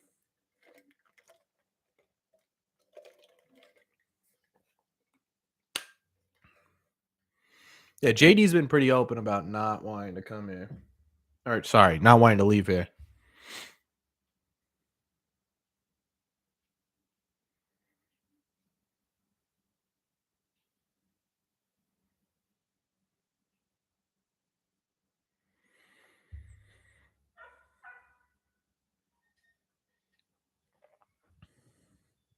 JD even said he wants to stay, but he is kind of a blockade for a young guy. Yeah, that's the problem. Is he's just that's it. Yeah.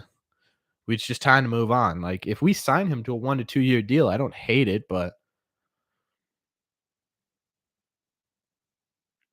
losing Lester is unacceptable. That young talent that, he went on and helped the Cubs win a World Series. He was a great pitcher for a while after he left. Like this is the problem. Not everyone needs to be super versatile though, Steve.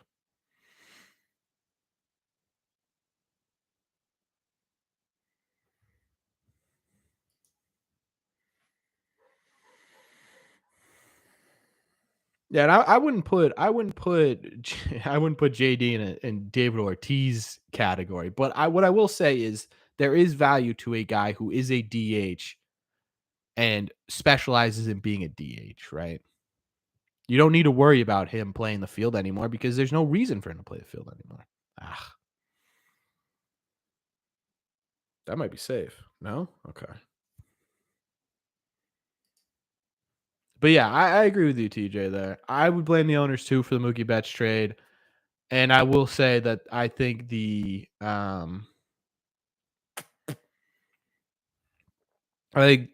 Lester losing Lester was completely unacceptable. But that's why we got rid of Mookie because the idea was, hey, this would never happen again. We're gonna, we're just everything. So we'll see. I don't think they'll offer him the qualifying offer. Yeah, what is it? 19 million?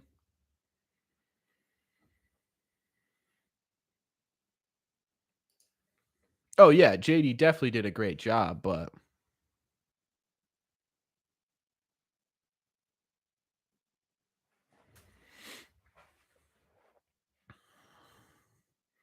yeah, JD did a fantastic job. He was one of the better free agent signings that I remember from watching the Red Sox. If we're talking in terms of value, there's a guy who was a ton of value. That was a great signing. I think the DH position next year isn't being talked about enough. It's pretty much a given. JD won't be back. Yeah, but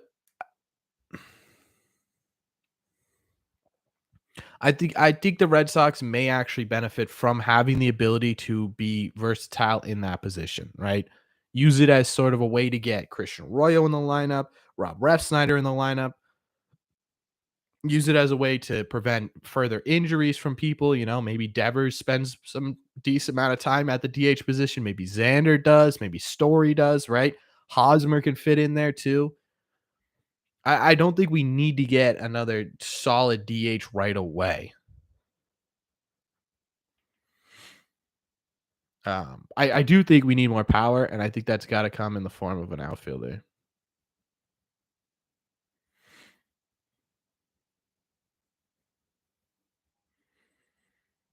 Yeah, it could be good for keeping hitters hot. That's a good thing too. Is JD worth a qualifying offer? Because the qualifying offer is going to have to be 19 million for what is it? 1 year, right?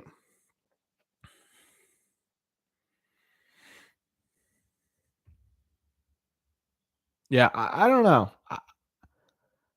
I wouldn't be shocked if the Red Sox gave him a qualifying offer, but I don't think they will.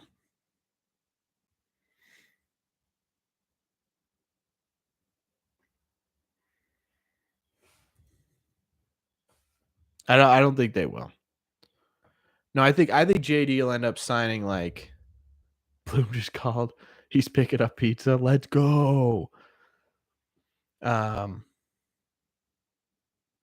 yeah, I think he'll end up signing for somewhere between 12 and 15 million dollars for like a 3-year deal somewhere else, and then you know,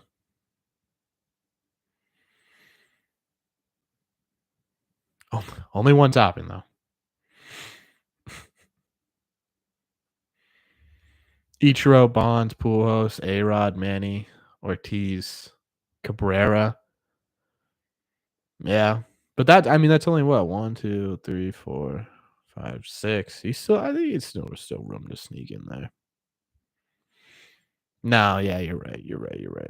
I'm an idiot. No, don't listen to me. Also, the topping is poisonous.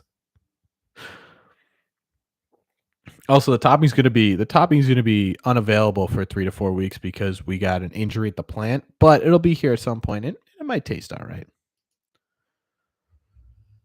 It'll be interesting to see all the moves the Red Sox make. It won't be the best pizza you had in the last 10 years, but it won't be the worst either. Yeah, it's gonna be a real interesting offseason, Colby. One of the most interesting off seasons we've seen in a very long time.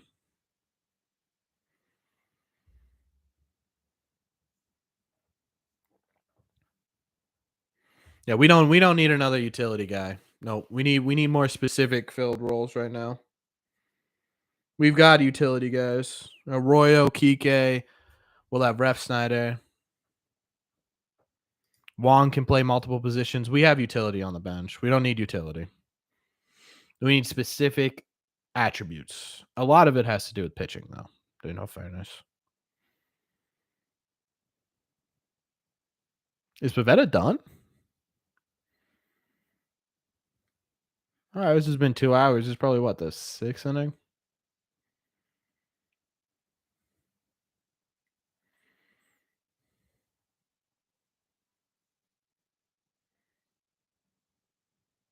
Red Sox can have a great team next year, I believe. He was over 100 pitches in the fifth. Jeez.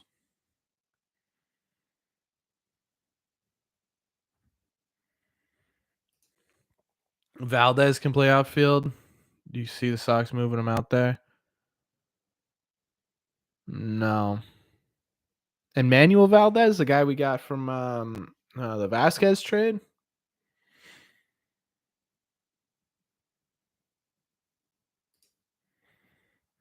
Cabrera wasn't a bad. He was like the best hitter on Detroit this year, I think. Right?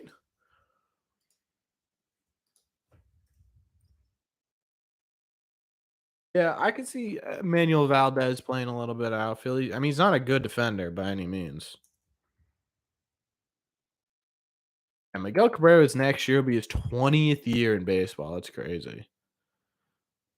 Yeah, Miggy needs to retire. Miggy needs to retire.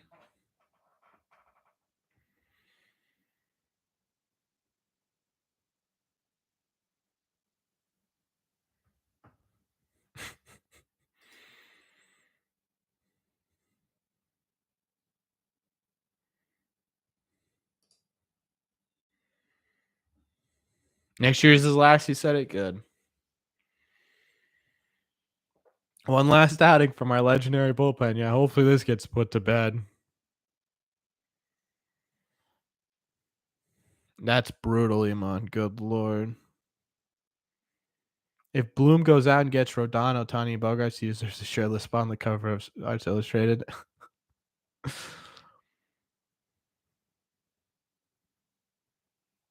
How, dude? Okay.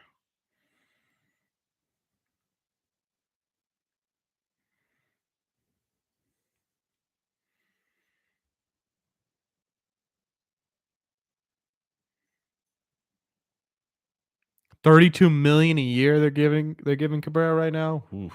That was a rough contract for Detroit, I think. Do I watch Woo Sox or just look at numbers? I just keep up with numbers. Yeah. I spend too much time watching Red Sox games or making videos about Red Sox games.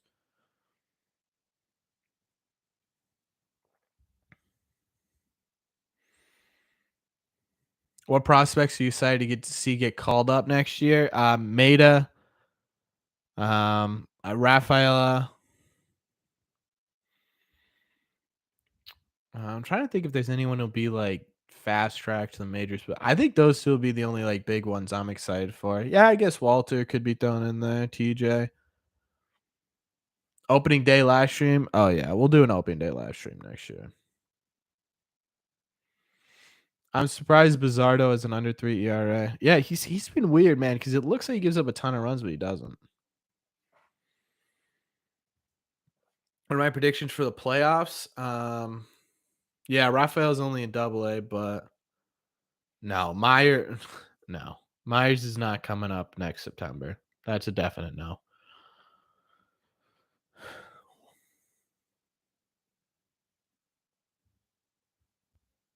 I think Sedane might even start the year in AAA. Honestly,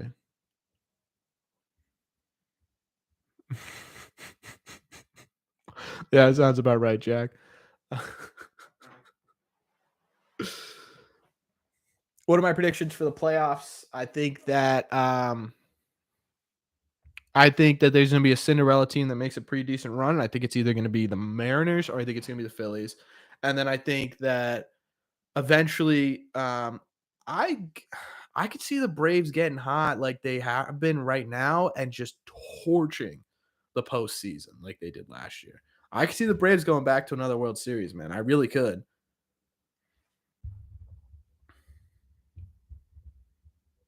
I could see the Braves versus the Astros, I think. It's either going to be Braves or Dodgers, in my opinion.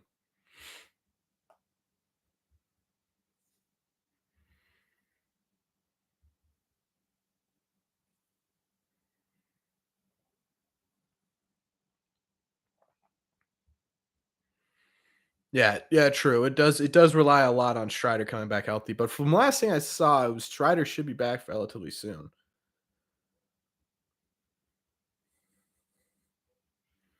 Never say never. If Maya goes on a tear and the Sox are a dud again in 23, I could see the Sox calling up a 20-year-old. Yeah, I mean maybe, but he would have. I mean, it would have to be a real tear, like a real tear. We've seen some pretty decent tears in the minors this year, and they've only moved up one step. Got him. What? I thought they got him. Oh, they got Bruin. The Red Sox are starting to be a little bit more cautious with. Yeah, the Red Sox are starting to be a little bit more cautious with the way they bring their prospects up. But I guess again, if you're tanking and you're fully out of it by August, like you are this year, maybe.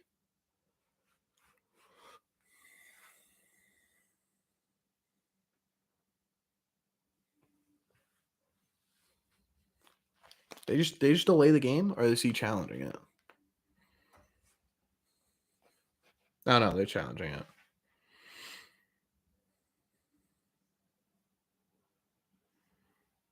Braves contract situation is super interesting. Could be a dynasty or could end up killing them for multiple years. Well, here's the thing with the Braves is it's smart because they're not paying a lot of money. So if something doesn't really work out the way they wanted to,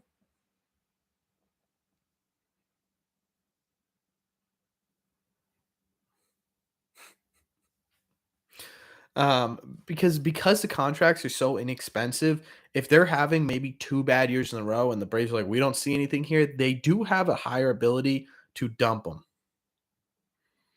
right? To get rid of them, and maybe they take a little bit of a loss, whatever, but it's not going to be anything crazy. Yeah, the Acuna contract is an absolute travesty.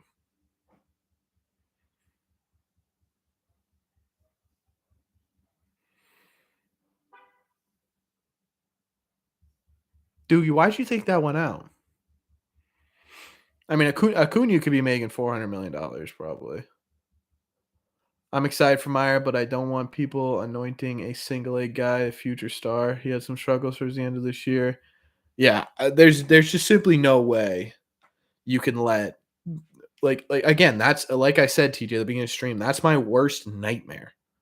My worst nightmare is that when they go into the conversations with Xander, they're like, "Look, dude, if you don't want to be here, don't be here. We've got Marcelo Meyer in the wings." That's my worst fear.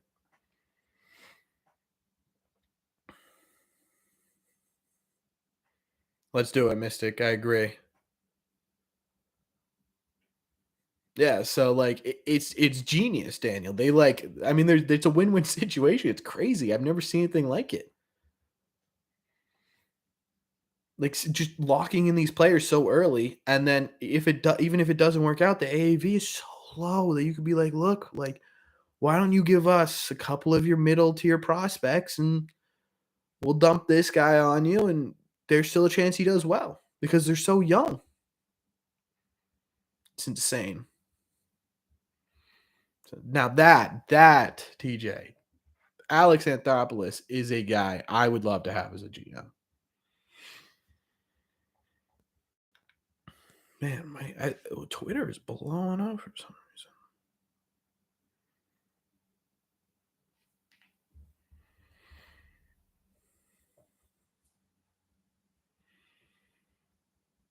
Who is the opening day starter? Who is?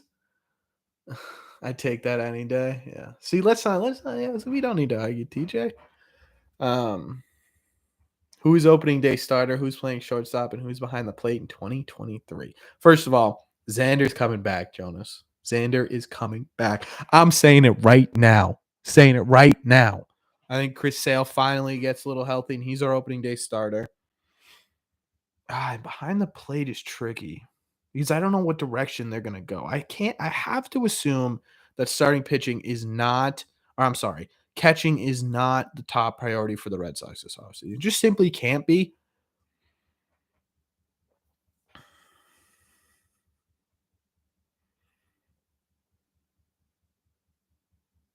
I'm gonna go McGuire.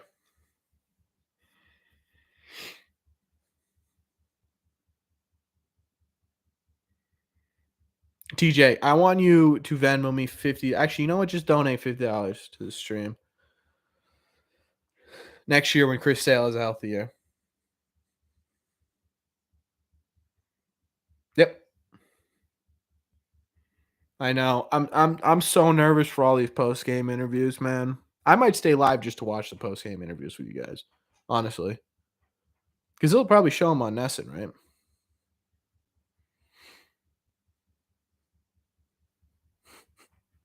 Yeah, I don't think anyone has faith in. I don't think anyone has faith in Sale. I'm still trying to maintain faith in Sale, though. The never-ending live stream. We may. Yeah, we may stay live for. Because I'm a little sad this is our last live stream chat. Oh, I do an X thing.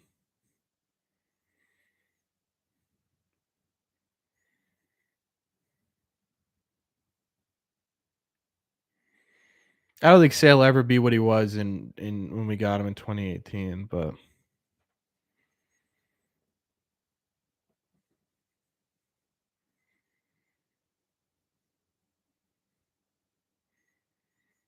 this is cool, chat.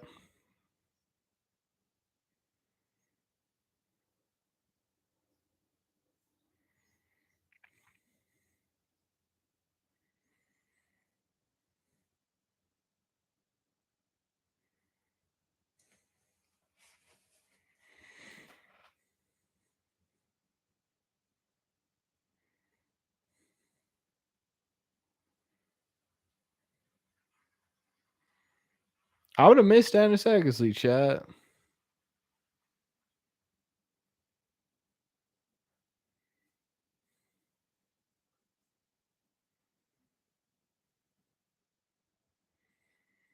I'm sorry, chat. I'm sorry. I literally said I think he's gonna be the opening day starter. I think he's gonna have a good season.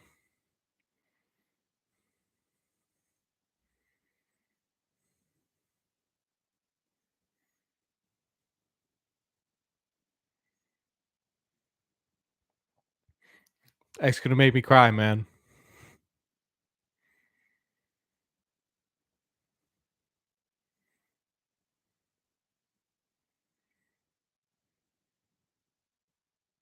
It's really cool. That was a cool send off.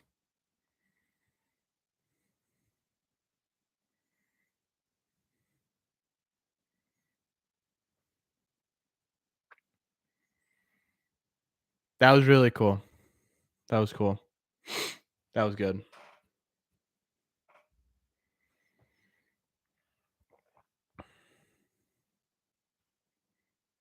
Yeah, I'm gonna miss Dennis Eckersley.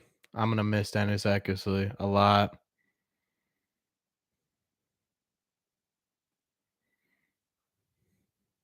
Yeah, I was talking about the 2018 season though. T5. No, Story won't move back to shortstop. We got him to be our second baseman.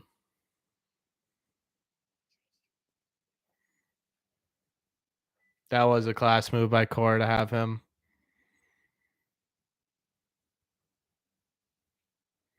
I mean, he's been in the booth for what, 19 years? Is that right?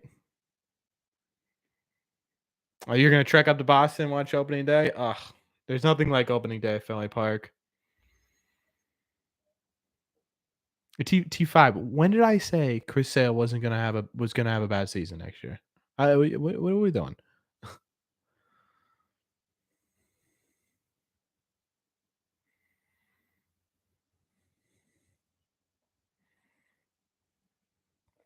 Yeah, what was this year? Was what, like helicopters or something?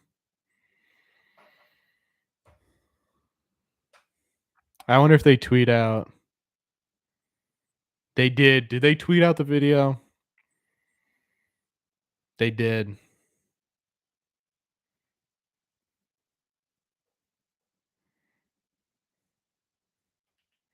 Oh man, that was cool. If you guys didn't want to see it, and you didn't see it, check out Red Sox Twitter. They have it up there.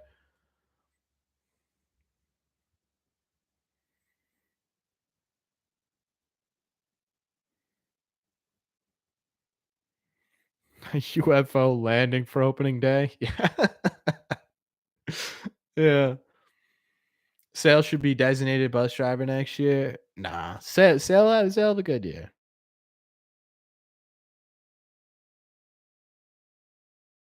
Him get to Saturday, you'll be able to watch that one. That'll be good. You can't watch him Friday. No, I just lost the game. What are we doing? No, no, no. Come back to me. Come back to me. Come back to me. Come back to me. Come back to me. Come back to me.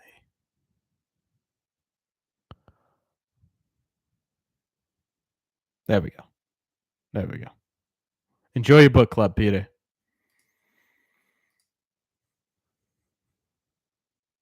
Thank you. Enjoy your book club. No, I don't think I ever saw the Godzilla film where he destroyed Fenway Park. I don't know why they did helicopters this year.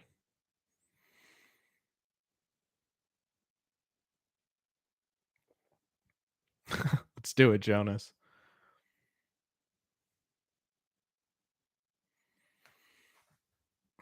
Okay, Dave, you've been doing a great job lately. Just let Dennis Eckersley have his moment. King of the Monsters. I'll have to take a look at it. My mic is messed up. Yeah, I just had a. Hold on, chat. All right, I'm gonna try something.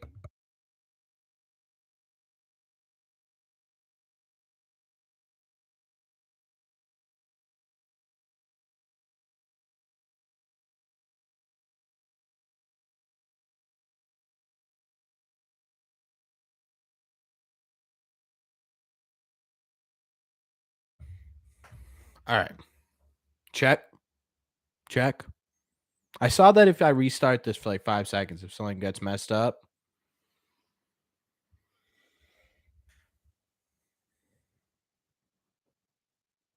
It was my connection, I think. Yeah, I figured. Okay, as long as we're all right now.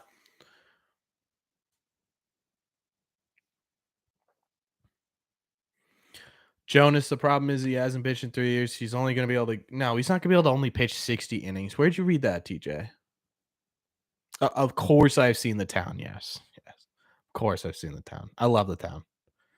Come on, I want Xander to just put one. Give me a Xander 500-foot home run right now. We should keep JD. He's not going to have a market. Yeah, I could see JD. I could see JD staying here for like a cheaper deal. Iman, man. Oh man. Thank you, but oh man, that's too much. That's too much, Iman. Whew. Thank you. Thank you, Iman. Beers on me, Red Sea. Thanks for the streams. It's been fun. Keep the channel going and doing your thing. You don't know how much I appreciate that, Iman. Truly. Wow. Thank you.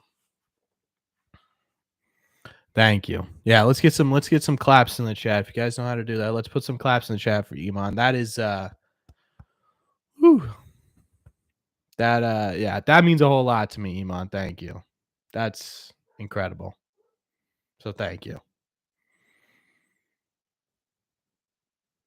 Wow. You're the man or woman, Iman. Thank you.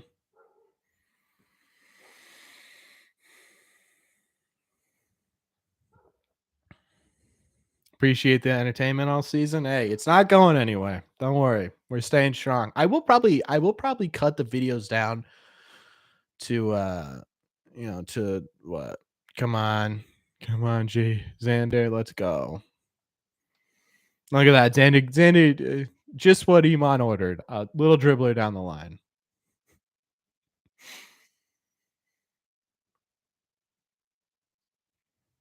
Yeah, we got a lot of off-season content to get through, chat.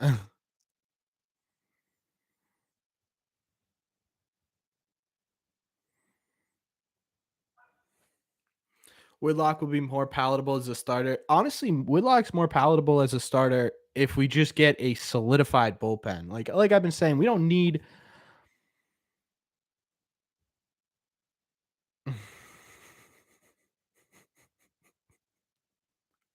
Corbin, I have a goldfish that's very sick, and a vet won't do the operations without a payment of $50.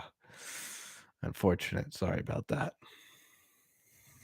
I actually have no idea how to refund that. We do have an announcement chat at the. Do we want to do that at the end of stream, or yeah? Well, you know what? We'll do it at the end of stream because I don't want to make it a big deal, but we will do that at the end of stream.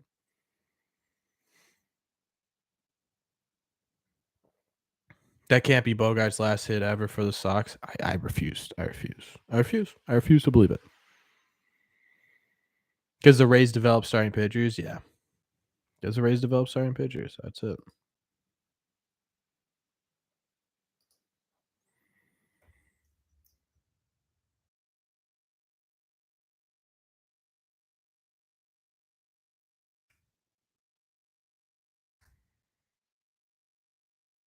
Sorry, Chad. You guys, you guys ever for those of you who have significant others, do you watch shows with them a lot? Because I love my girlfriend to death. I love watching shows with my girlfriend to death. But there are every single show that we watch, every single show that we watch together, she just eventually watches without me, and so I just get lost, and she ends up just watching it herself. So I like half of every show I've watched. Oh, Eric, you missed it. I'll operate on your goldfish for $49.99. Eric, you missed it. I already went on my rant. We're not doing this today. I'm too stressed out. I almost Eric, you're gonna make fun of me. I did. I cried a little. I didn't full cry. I had a little, just a little one down here, down here when Xander Bogaerts hit that grand slam last night. Because I thought about the fact that Xander Bogaerts. I have my Xander Bogaerts shirt on today. I got number 2 in the background. Also, I threw the Extend Devers up there because that needs to happen, right?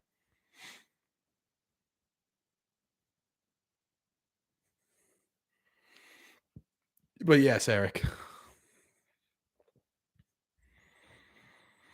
Not pinstripes, though. Anything but pinstripes, man. That would crush me. I seen your video about Chris Bass. You like it a lot. Good.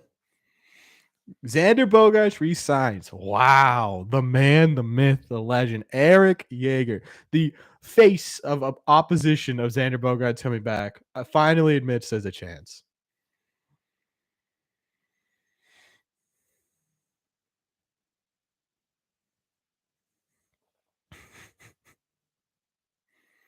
You don't want to sign Bogey? Oh, no. Oh, no. Shooter.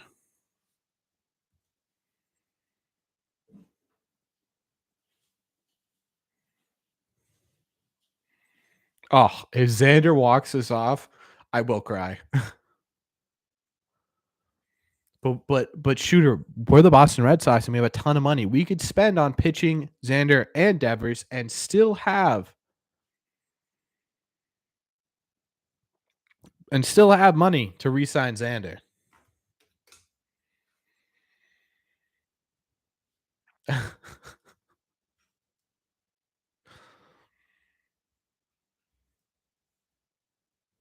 No, you can't, and you can't stopgap shortstop either. Plus, you don't know what Marcelo Myers is doing.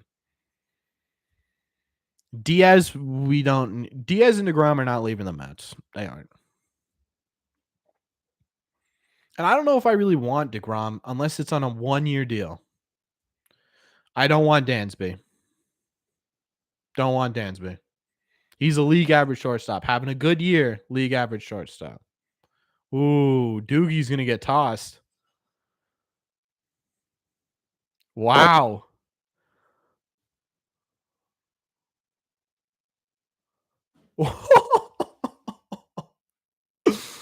Did you guys hear that? Oh man, Doogie was not upset.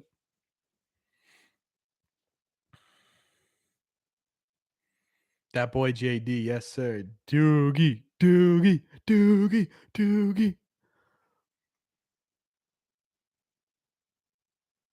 Mike was so loud. Yeah, they picked up every word of that one. Good Lord.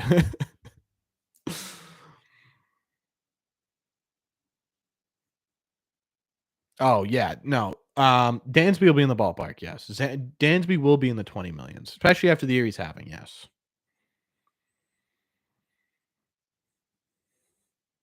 Does JD have a player option? No. He's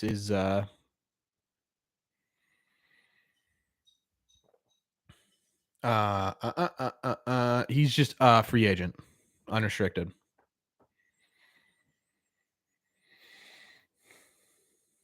Yeah, if Dansby, I don't know who's Dansby. I can actually tell you who Dansby Swanson's agent is right now.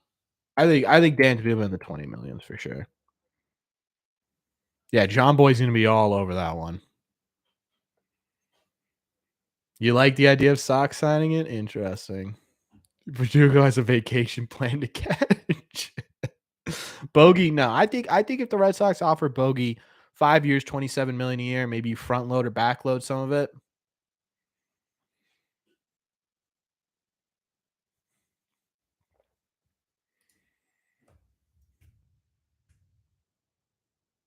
Let me tell you what contract. Let me tell you what agent he has. Excel Sports Management. So he's not Boris or anything, but Excel was the same people that had Freddie Freeman. Oh, true, Nicholas. We have Aaron Judge in the chat somewhere. I think we could get Bogey for 27 million. I wouldn't be shocked.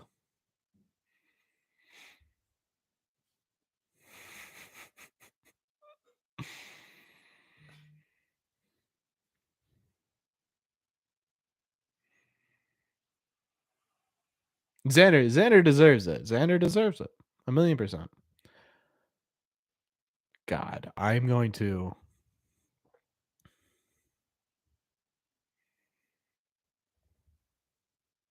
What about Evaldi? I'm pretty iffy on Evaldi, to be honest with you. I think if we come into oh, there it is. There it is, Nicholas. Aaron Judge come to the Boston Red Sox. Arroyo serenading Eck. No to Evo. I can have a month rest now, dude. Eric, I'm gonna be stressing too much, man. I'm gonna be stressing about Bogarts. I'm gonna be stressing about what the Red Sox are doing this offseason. I'm gonna be stressed. Plus, we got a lot of content to pump out. We gotta do our final recap video of the year tomorrow, chat. That's crazy. We gotta do our end of the year grades, right? We gotta do that. That'll be an interesting video. We gotta do where do we go from here? Like, what are the first steps this offseason? Then we got to do. Then we jump into free agents. Free agents, the Red Sox should look out. We got Bassett, Rodon, and Judge done. We got a bunch more to go through. So buckle up, chat. We got a busy. I will probably cut back the videos. Right now we're doing 5 videos a week plus a live stream, so we're doing 6 videos a week. We'll probably end up going to probably about 4, and then we'll do a live stream once a month, maybe. Yeah, we'll probably hop on for a live stream once a month. I think that's the goal. Which for you guys who are members, I need to figure out how to make it worth it. I need to figure out how to make it worth it.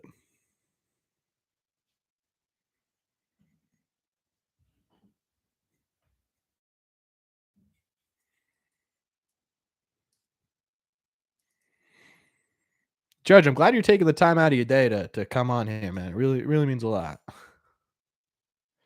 Maybe the Red Sox get a first round pick. They'll definitely get a first round pick. We're gonna get the 13th pick you said, Iman? Delighted I'm doing end of the year grades. Yeah, that'll come out probably Sunday. We'll probably do a video tomorrow, take off Thursday or Friday, Saturday, and then do it Sunday. I'll be impressed if you can only get 3 videos out a week. Yeah, it'll be interesting. Locked into 13th. There you go.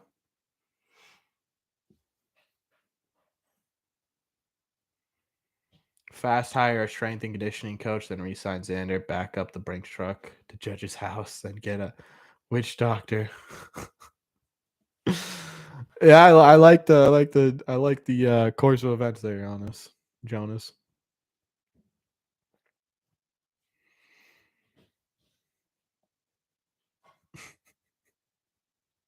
That's essentially Eric. If Xander does leave, that's essentially what it's going to be. It's going to be breaking. Xander Bogaerts not returning to the Red Sox, and it's just going to be 5 minutes of me choking back tears, yelling at Hein Bloom in the front office.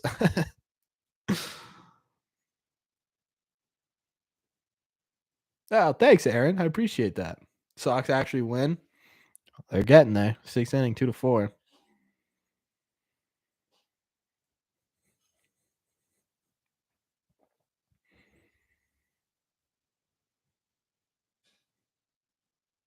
A+ for his aggressiveness. Aaron Judge officially a Red Seat Radio subscriber on YouTube. Yep. That's big, chat. That's big. Imagine if we were joking around and like, ah ha ha, and this was like actually Aaron Judge.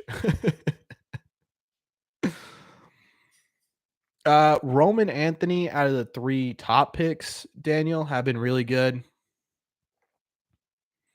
Roman Anthony's been really good. Cutter Kofi's had a little bit of a tough start to his year, and Mickey Romero had a slow start, but he picked it up as well. Those are the 3 that I've been keeping tabs on. I don't know about the rest.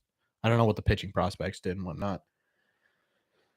If Bloomer doesn't resign X as a disappointing offseason, will you lose faith in him? Yeah, I will. I will. Yeah. Because this is the offseason to do what he wants, right? And if what he wants is and if what he wants is to not spend money, and that becomes very clear this offseason, it does. That's exactly what we're gonna see this offseason. So, and that's simply not how this city works. And I'll be very upset if that's truly what he's doing, because obviously there are rumors about that, and there are people that already think that. Um, I'm not fully on board with that notion yet. I think the Trevor Story signing was a sign of things to come. Um, but I don't know. Is Hein Bloom in the hot seat this year? Yes, 1,000,000% yes. Going into 2023, you're saying? I think he's staying for 2020 or start 2023, but I think yes. If they do poorly this offseason, yeah. Do I listen to Sox Prospects podcast? Um, I've listened here and there. I don't listen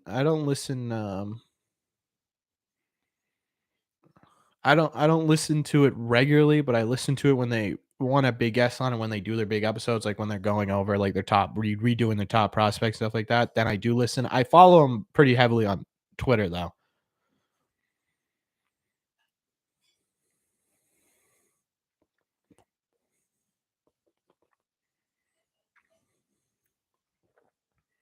Worst field I played at, Tropicana Field. Well, that's funny because the worst field I've watched baseball be played at is Tropicana Field.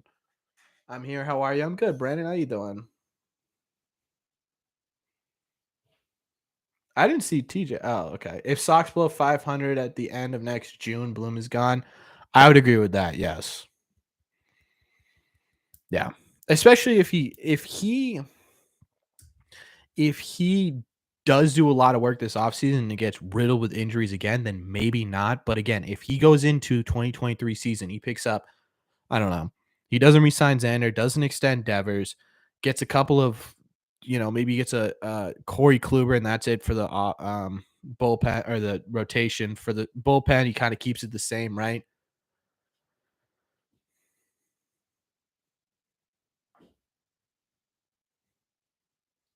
Will I be back next year? Oh, I'm going nowhere, AJ. We'll be pumping out Red Sox content this entire offseason too. Don't you worry. We are Red Sox 24/7.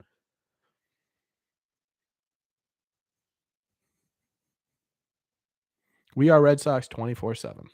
Yep. We're going nowhere. I will probably slow down on the videos a little bit, but don't worry. We'll still be here every week. We'll be talking. Bleep no to Kluber. I wouldn't hate Kluber if we get a Rodon, if we get a Bassett, if we trade for a Gosman, which I don't think is going to happen, but I'm just saying. In my mind, Xander's back 99%. I'm surprised. What's up, Maddie? I'm surprised most people don't think the same. Yeah, I want to say I'm in the same boat, Matt. I do. I'm personally so nervous about it because it's been my favorite player since I was 15 years old. Like I was excited when he got called up. I was excited watching him during. I was watching today actually because I was in a depressed mood with Eck leaving and with all this uncertainty here. Um, I was watching Xander Bogaerts' 2013 highlights. He had some big hits and plays in the 2013 World Series. I think we just forget about.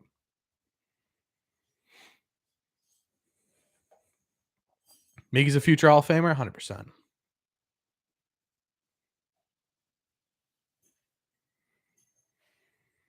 Thoughts on Marcelo Meyer? I think he's got a long way to go for sure.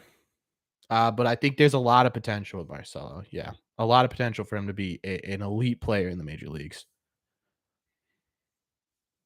Yeah, Xander did play a bit of third base. Yeah, he had some big plays on the field. He had a couple of key doubles in the World Series and in the um he put us in the lead in game 3 of the World Series with a single up the middle.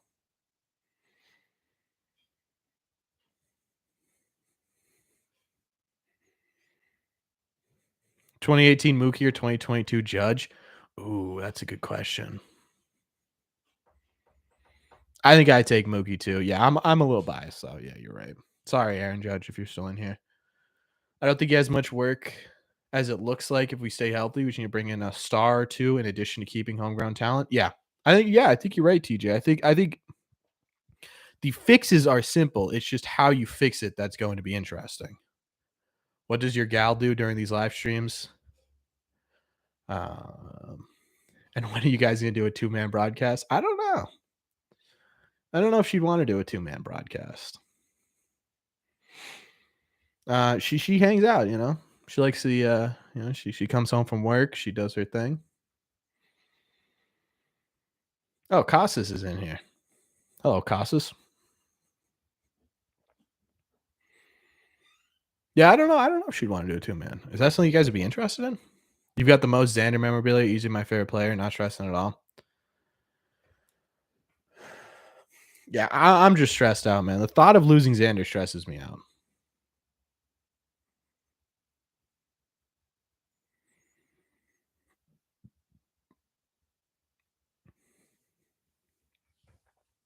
Judge had a 10.7 WAR this season compared to Mookie Betts 10.9, I think. I'd say that's pretty close. 10.9. I would be shocked if it was any higher. Let me see. Going on B War here. It's not loading. There we go.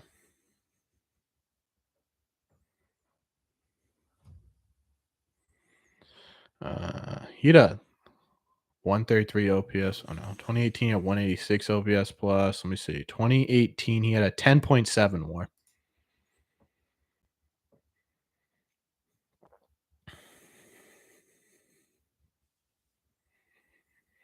What's Nick York's ETA? I think it's around the same time as Mayer, so I think it's 2025. 2025 sounds about right.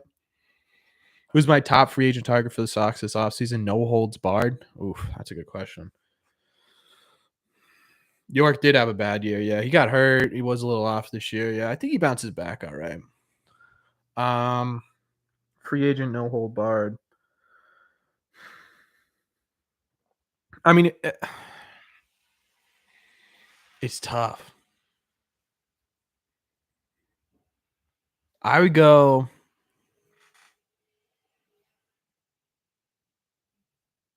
I think it would be Rodon. I think it would, which is kind of crazy, but we need starting pitching, man.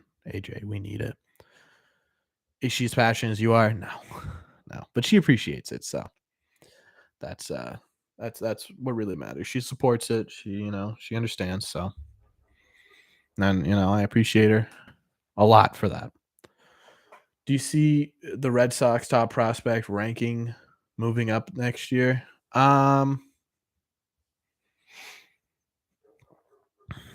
Yeah, I could see them getting. I think they stay relatively around the. What are we, top 15 right now? Right, we're 11th in baseball. I could see them in that same area, maybe one spot high. Yeah, York. Yeah, York. Yeah, I get. Yeah, I think York. You're right. York's timeline need to eventually get pushed back. I think he's now what 2026. Not the end of the world though.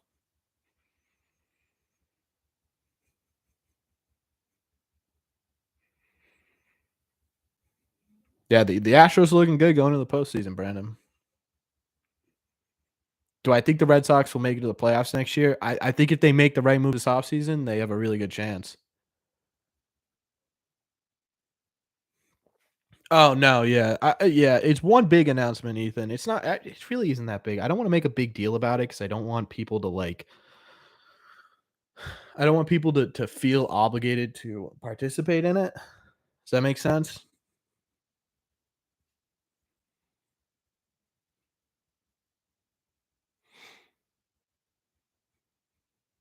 Yeah. So no, I have not made it. I'll probably make it towards the end. Yeah,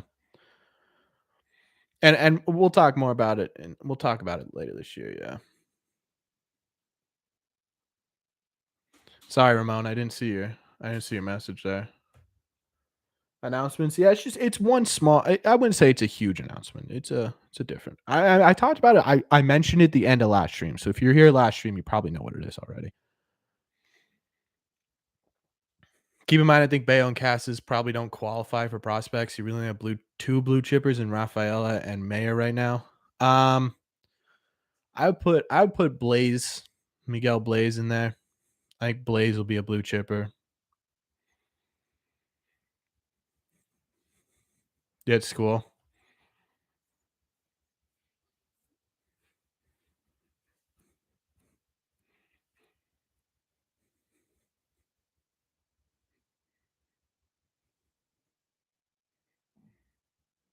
Yeah, the Orioles. I mean, yeah, you got a buddy on the O's. That's pretty cool. One. Oh, the O staff. Either way, yeah, I could see that.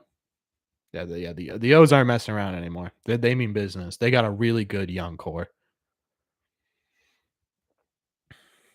Cost is still a prospect until 130 ABs. So he got one AB today. What's he at total ABs? Let me see.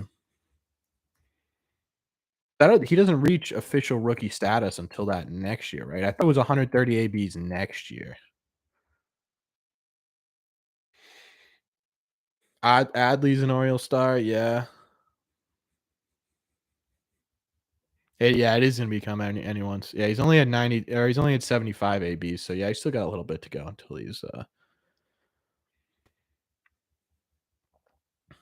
Yeah, I think Baltimore is going to focus really hard on pitching. I think they're going to go out and get a really big pitching deal. I also think the because Correa said he's opting out of his deal.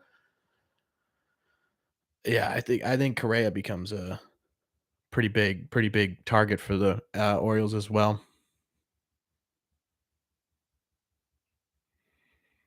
I don't know if we need a better catcher. I think we talked about this a little bit, but I think if um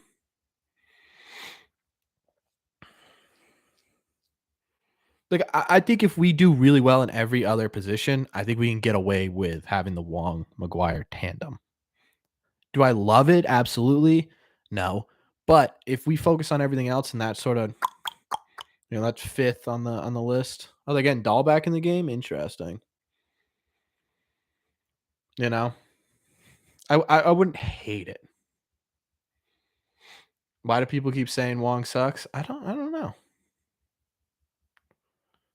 Why is everyone hugging Xander Bogarts? I don't like that.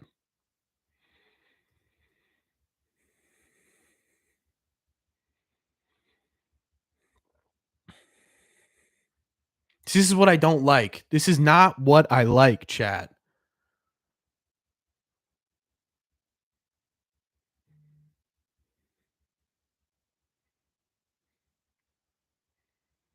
Oh, I don't like this at all.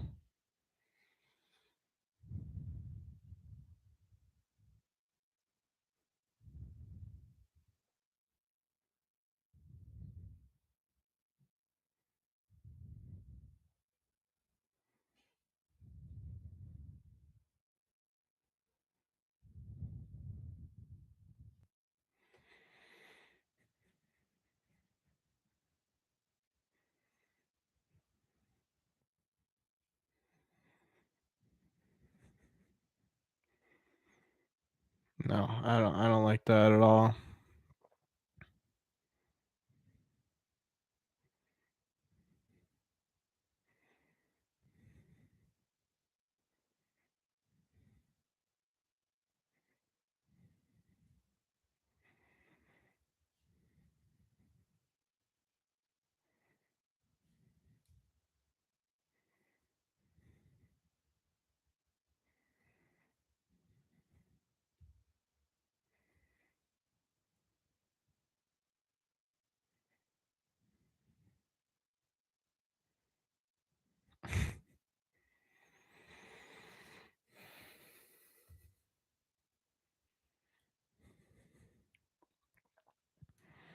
I don't,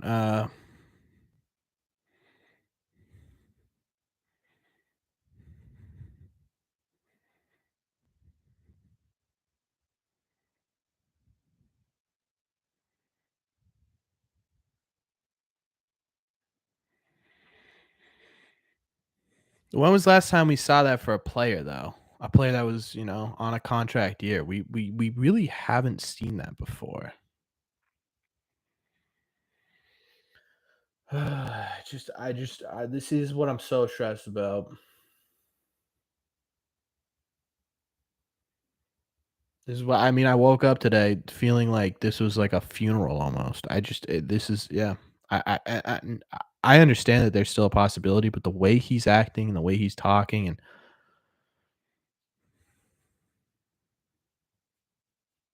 with a player that's re-signed, Eric, really?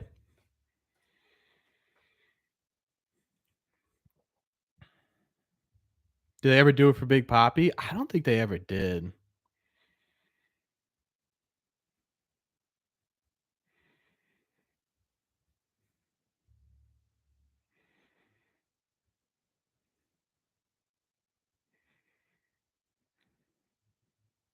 Now, Big Poppy was always signed to short-term deals, but I don't remember him ever doing that.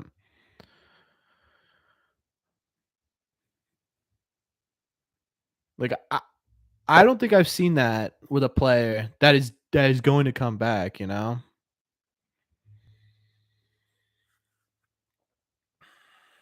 Like that to me looked like a goodbye, and that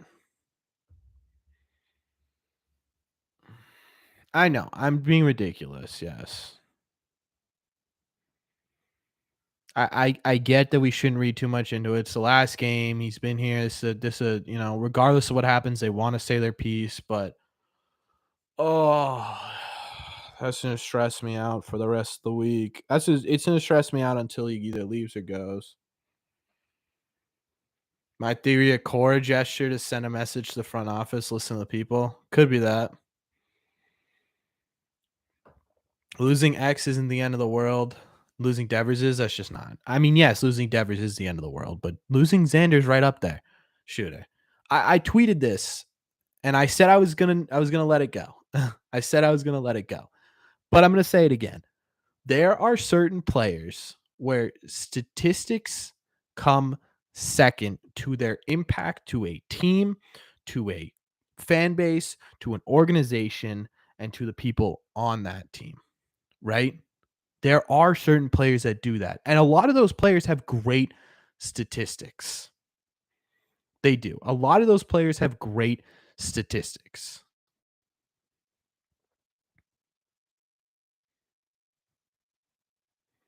No way. Did he just rob that? No, he didn't rob it. Ugh.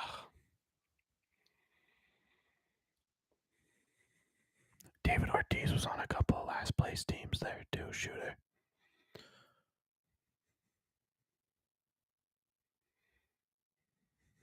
There were a lot of great players. I don't understand. That's that.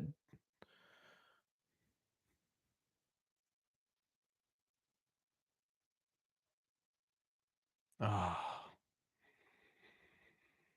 like that's a weird way to say it.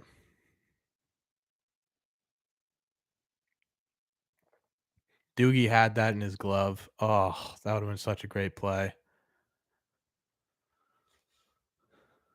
Like to say that Xander's the reason we were in last place is ridiculous, right?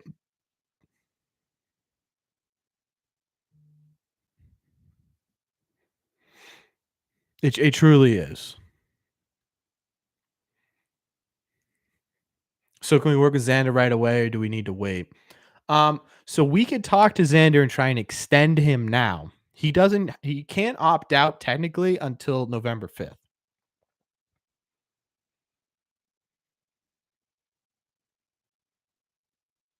Yes, he is, Shooter. You just saw it.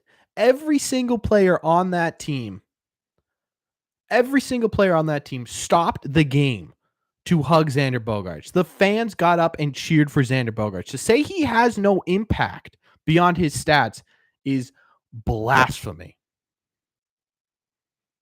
That's just simply not true. The players like him, great. Okay, Shooter. What else do you need for proof?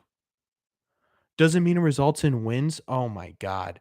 Show me a shortstop in the AL that has more war, that has better statistics than Xander Bogaerts. Go ahead.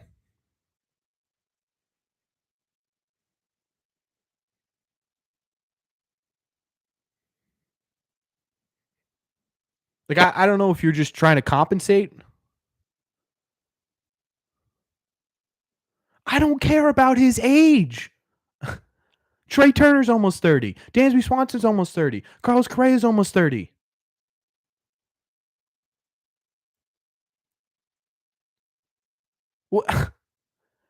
Who would you rather have? It makes no sense.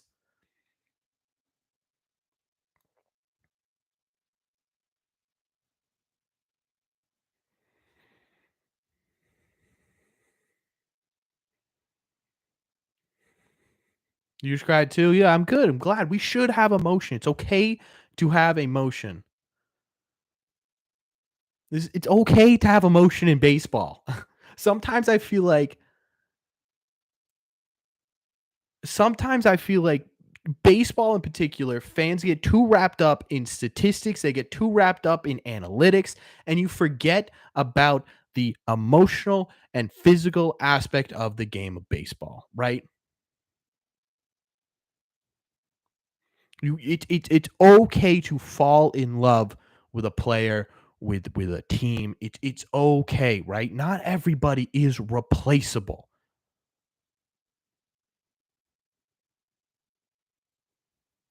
Not everybody is a statistic, simply a statistic, right? That can be used, that can be replaced by anyone with similar statistics. It's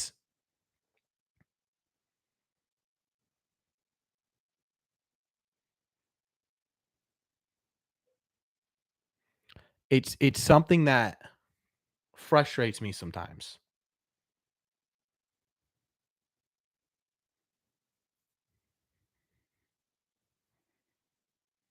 So you're saying we don't contend if Xander? Yeah, I don't think we contend next year if Xander Bogaerts isn't on this team. Yeah, I don't think we contend.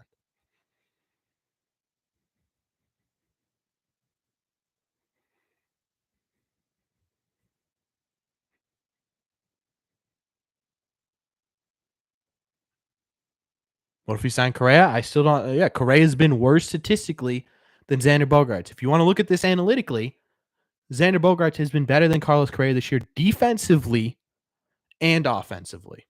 You tell me why paying $33 million a year for Carlos Correa makes sense.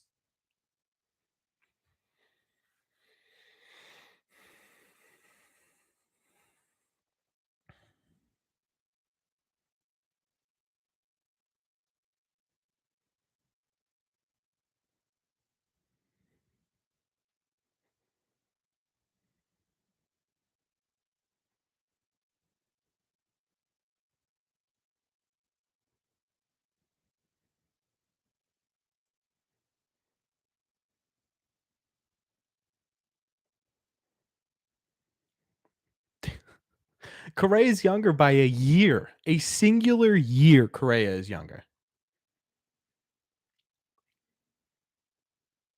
And we have the Shooter. We have $130 million to play with this offseason. You don't think we could get an elite starter, a bullpen arm, and re-sign Xander?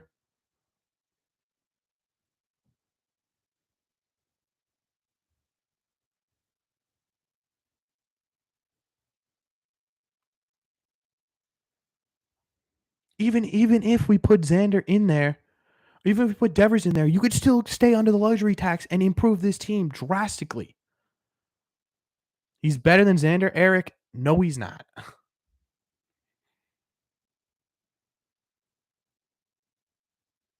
The priority is keeping this team. I think Xander would love it.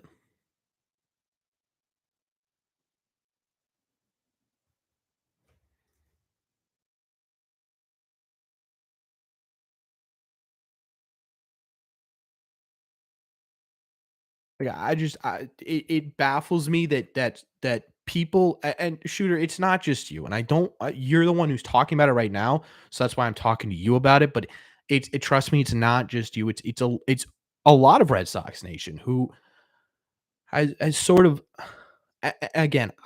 I'm gonna use you because you're the one talking about it in this chat, but I promise you, it's not just you. I promise. I promise. It's not just you. It's a lot. But like, how do you see a moment where the entire stadium stands up and watches their captain, their captain, right, trot off the field, and then everyone in that dugout hugs Xander Bogaerts, has a moment with Xander Bogaerts, and be like, yeah, he's not worth that much, right? I don't give a damn about statistics at that point. I don't. I truly do not care. That is a moment that you look at as a baseball fan, as a Red Sox fan, and you go, why in the fuck have you not re signed Xander Bogaerts? I'm going to say this one more time. There are players in baseball, but specifically on the Red Sox because of how storied their past is, where a player has great statistics and is an all-star, silver slugger, has been a World Series champion, right? Right? But that comes secondary to the impact that this player has in the clubhouse, on the field, in terms of leadership, to the fan base, to the organization.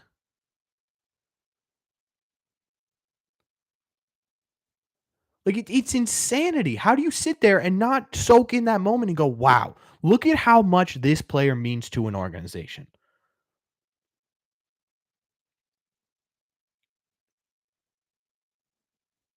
And bro, that's not a hot take. Eric, that's just wrong. You keep Xander, you mesh this clubhouse, you create chemistry, you create trust.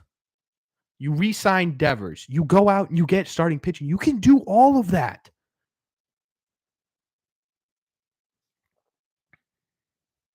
You could do all of that this offseason. I don't know why people are trying to pick and choose. And I think it's because you're afraid of getting hurt. If you sit there and you're like, we didn't need Xander that much anyways. I called it from the beginning. I was right, guys. Look at me. Right? You're never hurt. There's no you're trying to take the emotion out of this player, and it's impossible with guys like Xander Bogaerts. It's one of the reasons I fell in love with baseball to begin with. Because there's so many things outside of a player. There's so many things outside of a player that make you fall in love with what they do on and off the field. Of course, the Mookie experience scarred a lot of fans. No one wants to get burned again. No one wants to get emotionally involved with the player anymore because of that.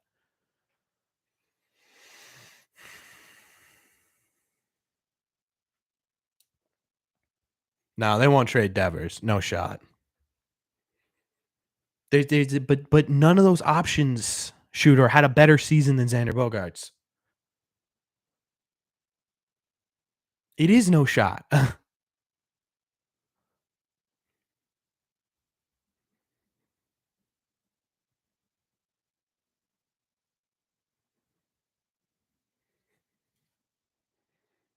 I say it's no shot they trade Devers because they've literally everyone has expressed interest in signing Devers.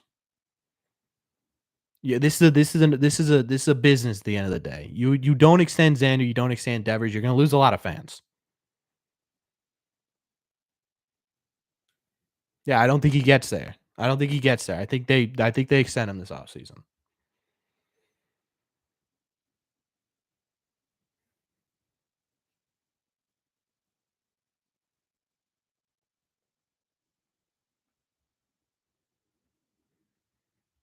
What if they fail to extend him again this offseason? Then maybe it's a different story, but I don't think they let it get into the season without extending Devers. I don't think they let him go to free agency.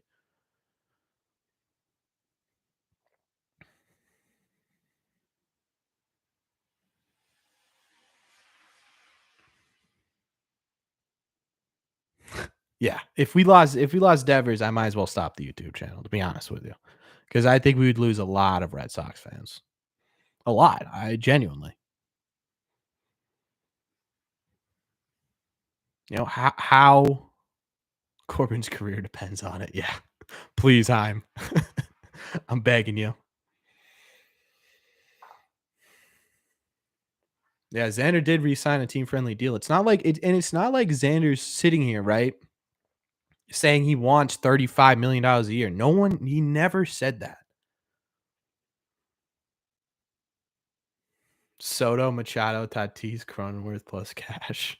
I'm in. I would be in for that.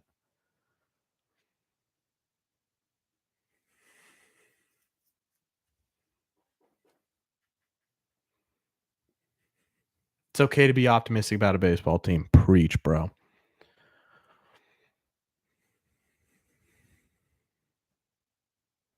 Boris says it, yeah, but Boris also told Xander not to talk to the Red Sox last time he wanted a deal. But Xander went up there and he said, "Look, I want to resign. Give me a deal. I want to be here." Right? At the end of the day, it's Xander who makes the decision. Um,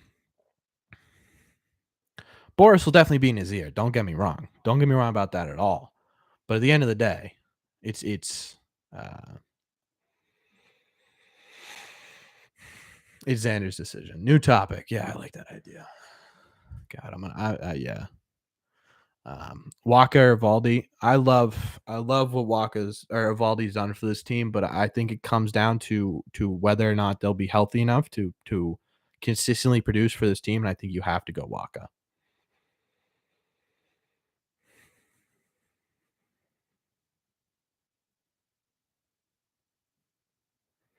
Yeah, I wouldn't hate Tatis here at all, but I would want to make sure he's matured a little bit. I think a lot of what he's gone through so far in terms of just negative stuff that's happened, um, is a part of him growing up and learning. So yeah, I wouldn't mind Tatis, but make sure he's actually I would love Tatis. Put him in center field. Let's do it. Resign Hill. I don't think so. But would I be terrified if Rich Hill comes out of the bullpen next year? No. I think he's just too old, man. He's 43. He already said he doesn't want to play the first half of a season. He wants to come back in the middle part of a season. So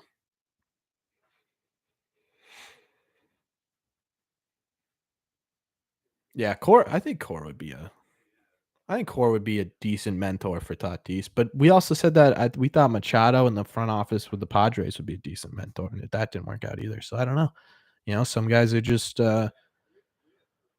some guys like the money, some guys like the fame, other guys they want to play it. They want to play ball. Yes to Hill on the right terms and in the right role. Yeah, again, if he's a starting pitcher next year, we didn't do enough.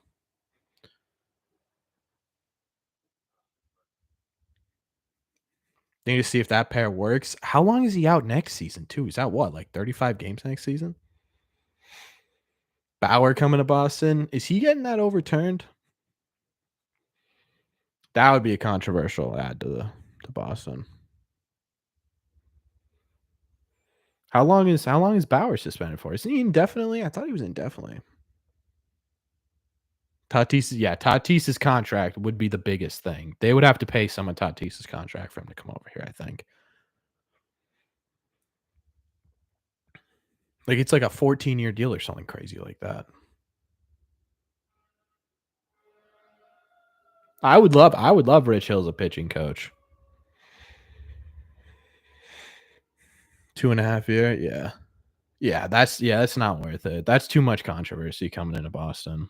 It's too big of a market. You're right, the Dodgers won't want anything to do with him. He probably won't come back into the MLB. He's done though. Yeah, I agree, Iman. Yeah. There's just too much sketchy stuff there. That's the same thing with Chapman too. I don't like the idea of getting Chapman either.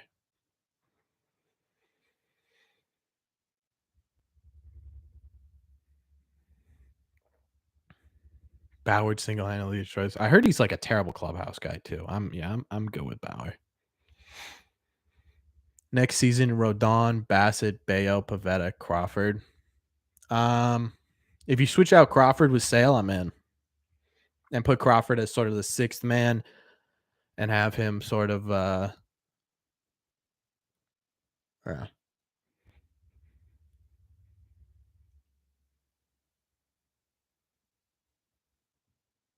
Yeah, I would not want Chapman here. Yeah, I could see the Rays picking up Bauer. Yeah. That's a good landing spot for him. I could see the Blue Jays, yeah, it'd be a decent one.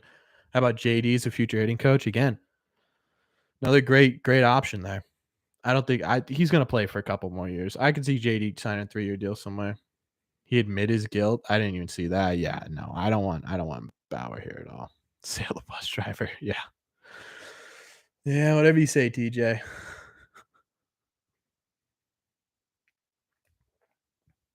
Strom had a decent outing in this one. Strom had a little bit of a rough one, but JD to the Cardinals, that wouldn't be bad.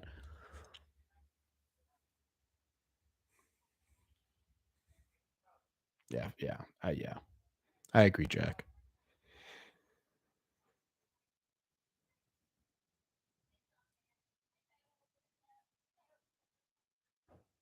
Oh, I would take Kenley Jansen 8 days a week over Chapman.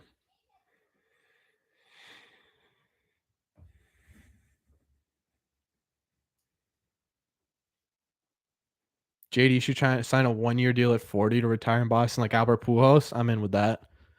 Maybe we'll get a little Braves. I don't know. He hasn't been like fantastic for the Braves, right? He had a little bit of a tough August, Kenley Jansen. Barnes is next year closer. Hey, Barnes is having a little bit of a good second half here. Kenley's like Mariano. I wouldn't say he's as elite as Mariano, but he's definitely in that category, I think. Yeah. He's done a lot of good.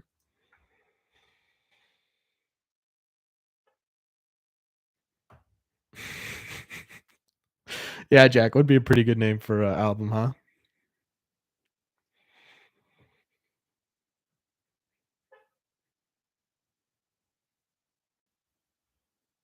Hauk for closer. I like Hauk as a closer, yeah. I would like John Schreiber as the closer. Yeah, I'm looking at that right now. Iman.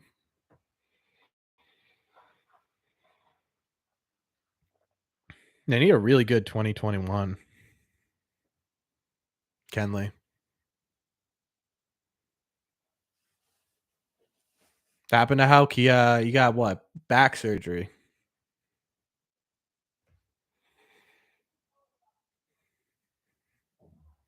Hauk definitely has the strikeout stuff. He just needs to figure out how to be a closer, right?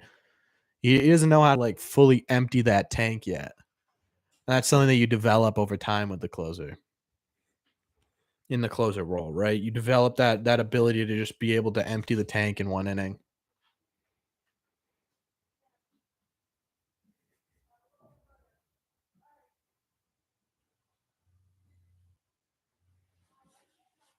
Yeah, Yanni. So that's sort of the thing that I noticed the most with Tanner Houck coming in to the closer role is at first he wasn't ramping up that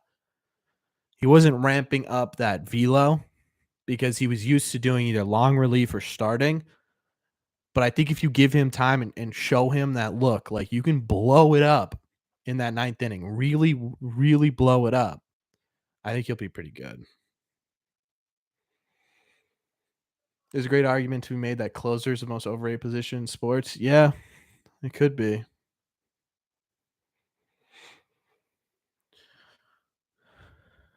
But then again, right? You see this team who never had a true closing pitcher, and we had the most blown saves in baseball at one point.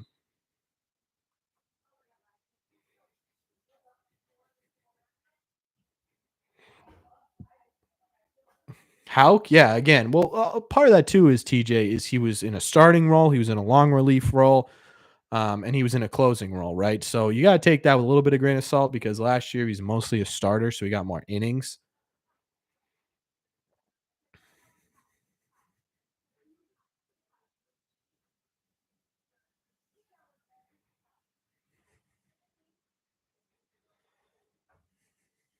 Yeah, I think Iman kind of hit it on the head there. Most unpredictable in sports. I like that because yeah, you can. I mean, a closer can just lose it. Look at Craig Kimbrell. Look at Craig Kimbrell. He was elite and then just sort of lost it and hasn't regained it. Look at on our own team. Matt Barnes had it for a while and then lost it, and he's slowly regaining it, but it wasn't when he had a while ago.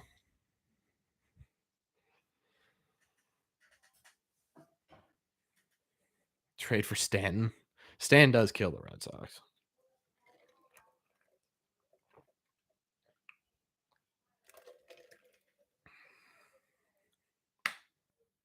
Yeah, Mariano Rivera is a good example of someone who kept it, but he's also most considered the best closer of all time. So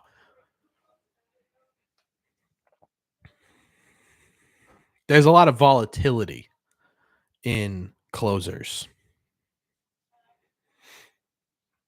which is why a lot of our elite closers weren't here for a very long time. How long was Koji on the Red Sox? 3, 4 years, maybe. How Pap was on here for a while, but I mean, Craig Kimbrell was only here for what, 2 years?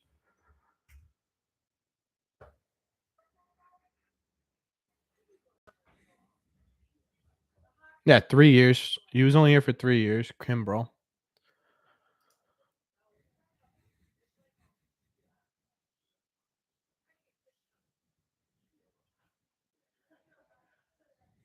Bring back Steiner. I don't know who Steiner is. Kenley was with the Dodgers for years, sure. But again, he's one of the game's best closers. So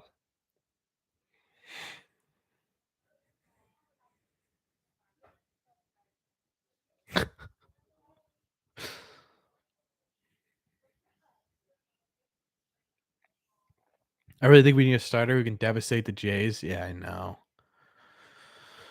Yeah, the Jays cripple us, man. I'd love to get a starter who's very good against the Blue Jays. I don't know if there really is one, to be honest with you.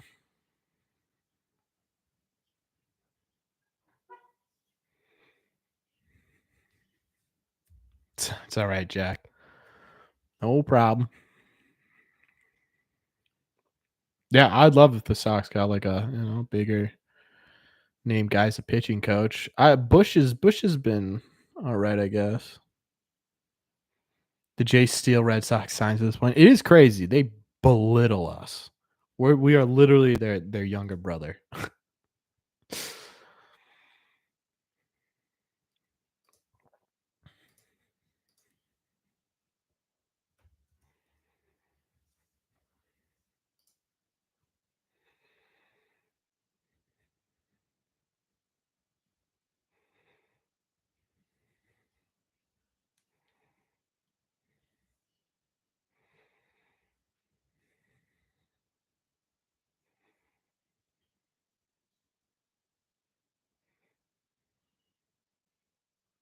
Now the Jays, the Red Sox. Yeah, true. What are we? We're 3-16 against the Jays. So yeah, you're right.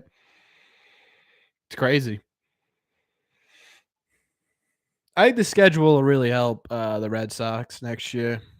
They won't have to play the Jays as much. You won't have to play the Rays as much. You won't have to play any of the AL East as much. Although they end up winning, didn't they end up winning the season series with the not Blue Jays, Baltimore Orioles? I think they did. I think they ended up beating up Chad Green, yeah, that'd be a decent pickup for the bullpen.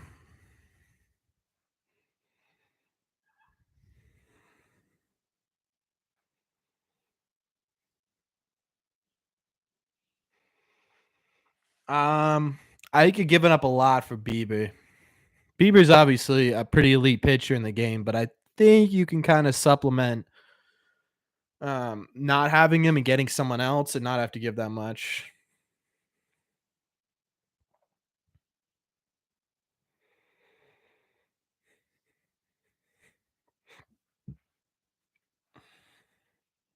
Or maybe you wait on Shane Bieber till he hits free agency.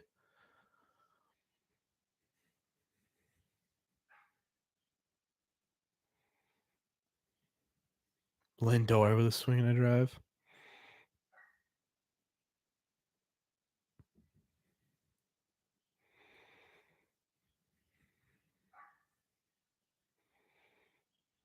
Hate never having to wait for free agents. That's fair.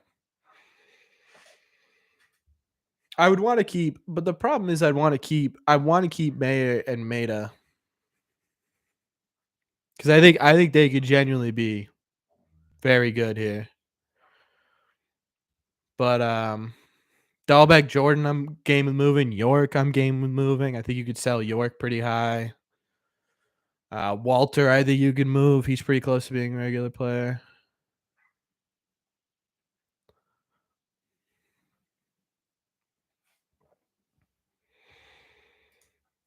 I think Tommy Pham. I don't think it's per year, is it? I think it's total. I think it's 6 million a year, but 20. Yeah, yeah. It's a 2 year contract, 2 year opt in, so it ends up being 12 million total. All right, chap. This is as good a time as any. I don't want to do it towards the end, so let's talk about what I got cooking, guys. Here. Um,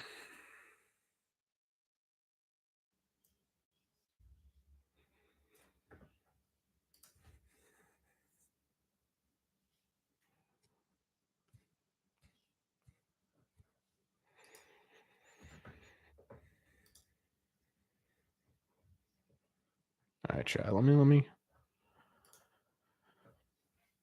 show you what I got cooking here. This chat. Let me get this up and running here.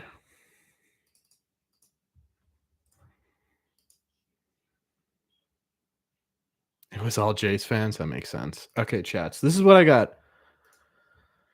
This is what I got to announce. We officially have some merchandise for purchase. Now, I didn't want to make it a big deal because I don't want you guys to feel obligated to purchase anything because that's sort of not what the goal here is. But let me show you guys sort of what I'm talking about. So yeah, so it's just a clean, simple line, right? We got some hats available, some sweatshirts, some shirts, a couple different hat options, and we got stickers as well. So I'm gonna put the link in here. I'm gonna start putting the link in the description of videos. Just want to let you guys know. So in case you guys did want to rock a Red Seat Radio hat or a sweatshirt or a shirt or anything like that, it is available. You do get 15% off. It's not super expensive, but yeah, I'll put this link in the chat. Um, I'm pretty excited about being able to finally bring some merchandise to you guys. I know a couple of you guys have been wanting hats and whatnot for a little bit now. So I figured that this would be a perfect time to do that with the season winding down. We'll probably do a giveaway at some point, I think, of a couple of these hats. We'll probably do, a hat giveaway, maybe a couple stickers here and there. But yeah, I just want to let you guys know on the live stream because, it's kind of cool to get the inner workings, the scoops first. But yeah, we're going to announce it fully tomorrow. But this is the first time I'm trying this. So I'm going to put it in here in case you guys want it.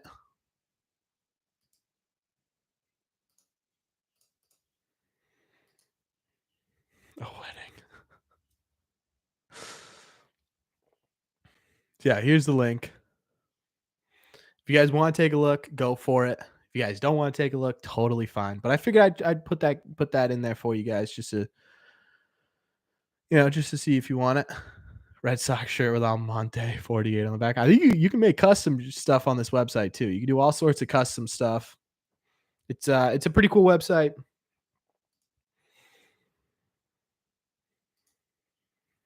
So we'll probably get obviously we'll add more to this as we keep growing here, but this is sort of the beginning. This is the very first line of Red Seat Radio merch. It truly is, this is all because of you guys that I was able to even think about putting out merchandise for this channel. So if you guys want to rock some Red Seat Radio gear, it is now officially available. It's also on my YouTube too. If you go to my YouTube channel,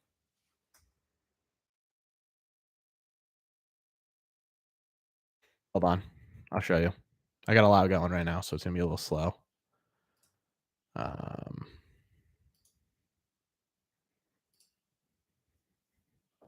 so if you go to my YouTube channel here and you go over to store, there it is. It's all right here. You can buy it straight from here too. And I think it's under each video too. So, but yeah, that's the big announcement is we officially have Red Seat Radio merchandise. I again, thank you all. This is because of you guys. So thank you. And if you are interested, the link is now in the thing. Red Seat Radio underwear. Maybe at some point. Yeah. Yeah. I think you just missed it a little bit now. But yeah, we just announced the merch. It's in the live stream here. So you guys want a hat or anything like that? A wedding. Yeah, it's a wedding registry, yes. Thank you, Iman. Yeah. It's a pretty cool moment, at least in my little world. So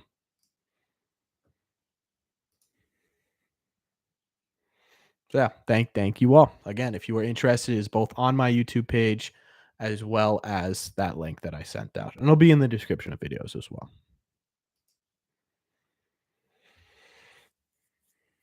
Chang shirts. Yeah, we'll get more and more merchandise as we go through here. Like this TJ wants the Yankees hat. Like this is merchandise I've been thinking about doing too, where it's sort of like these cool, like nondescript, obviously who they are. Goodbye, Xander highlights. Don't do this to me. Don't do this to me. Like we'll get more into it, but those are sort of the basics, right? I actually kind of like it, you know. I Yeah, I think they're clean, right? They're not. I didn't want to do like because there were options to do like the big logo and Red Seat Radio under it. No, I didn't want that huge thing. It looks clean, and that's what I wanted. So I'm really happy with them. If you guys want to grab one again, in the chat link as well as on my YouTube page.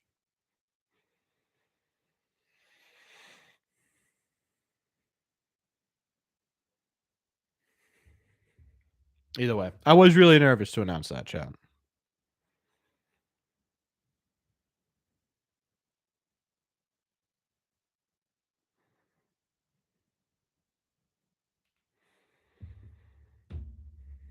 Now let's win a ball game for the last game of the year, huh?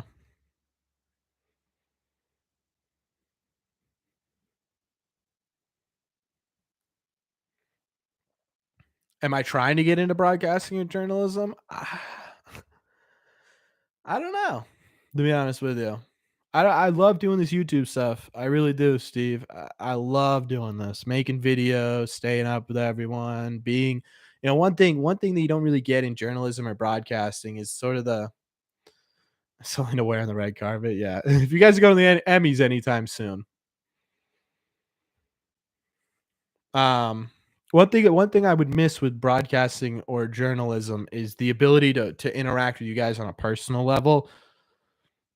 Obviously there's still like social medias and stuff, but being able to go into a game and talk with you guys throughout the entire game, interact with you guys throughout the entire game, it's something you can't really do with broadcasting and journalism. You have to be super professional and stuff.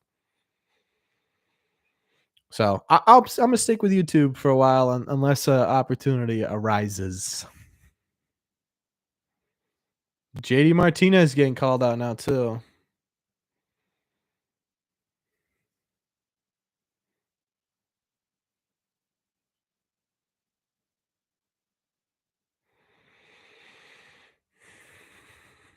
This is sad here.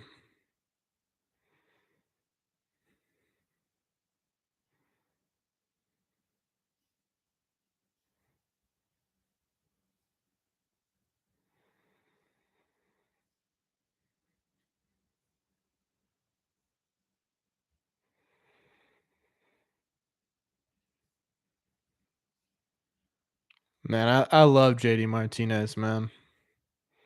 I really do.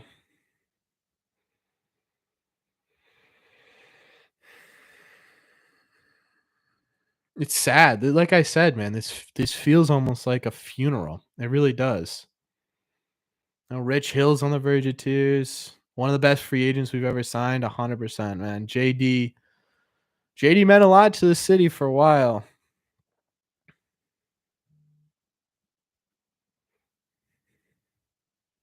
Man. JD Martinez, he great guy. Great guy.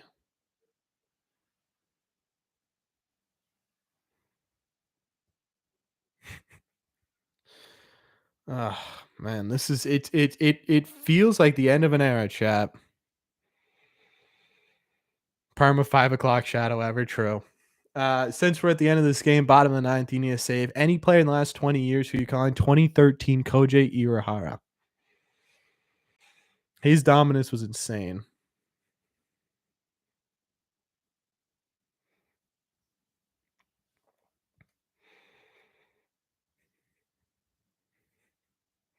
That's pretty cool, Eric.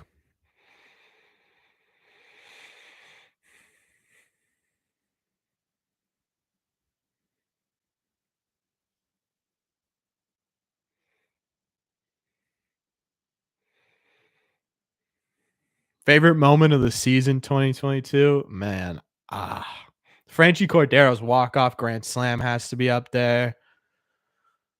Doogie walking off the Yankees would be a great one. What about a podcast? The problem with the podcast is I do videos, and I don't want it to be too um I don't want it to be too repetitive. That's the only problem with the podcast. I would do a podcast if I got a couple of the people in with me. Like if a couple other like Red Sox content creators wanted to do a podcast, I'd be like, I would be into it.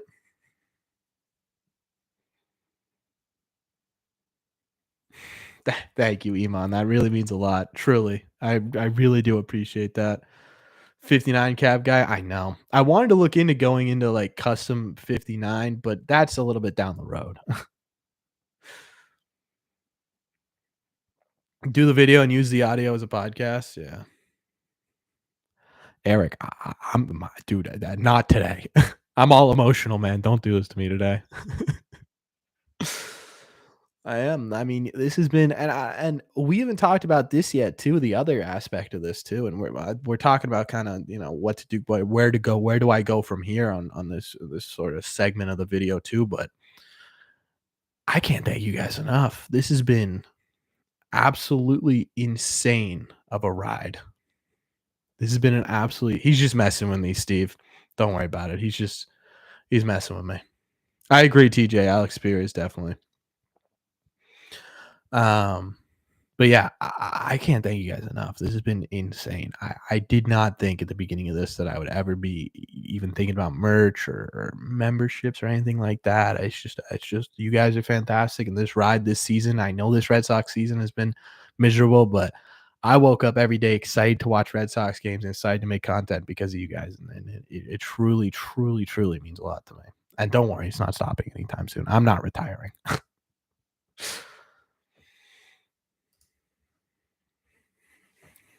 Costas' first home run. That's a Almonte bomb. I love that you threw that one in there.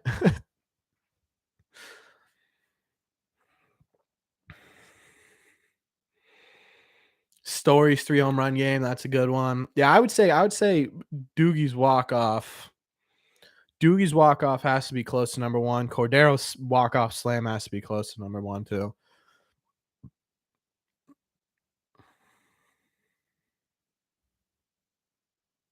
Port and Company has really good quality for custom hoodies. I'll take a look.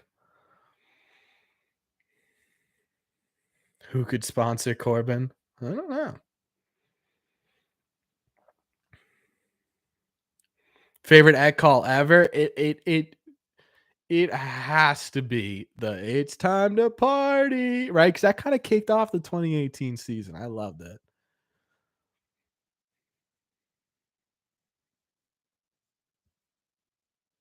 Barstool.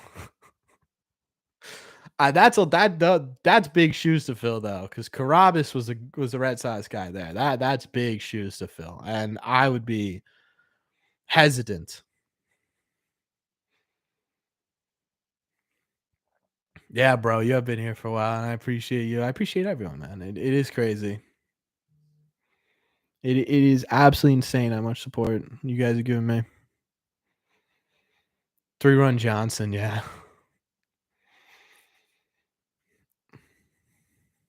What other at calls? Oh man, there's so many. A lot of the stuff that I remember from Dennis Eckersley, they aren't like full moments. Like I always loved when Dennis Eckersley would be like would be able to predict what was going to happen. It happened a couple of times this season too with JD or Xander, where he'd be like, ah, he's kind of due right here, and then Xander would go deep, and it'd be like, how did you just do that? It was stuff like that that I always loved about Dennis Eckersley.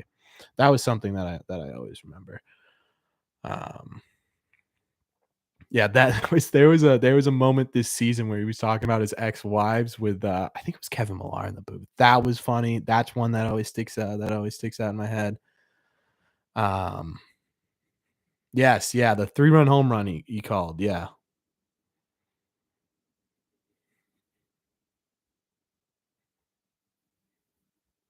yeah, yeah. Eck would just go off. It was awesome. I used to love how frustrated he would get with pitchers who pitch slowly. Like he would get so mad at pitchers who pitch slowly. Look at a Royal. Let's open it up a little bit, huh? Gotta have that. Yeah. Sweet mustache. True. His stories about his Corvettes was funny. He always talked about how he blew his money in the minor leagues. He said that story like 4 times. Oh yeah, we 100% could have made the play. We were a playoff team before we got super injured.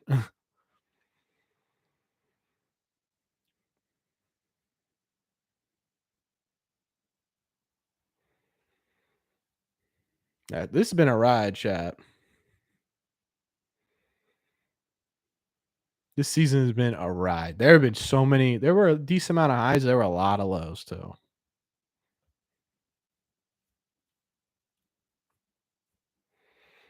JD hit 2 bombs. Yeah. Okay then. Yeah. I'm gonna miss Eck, man.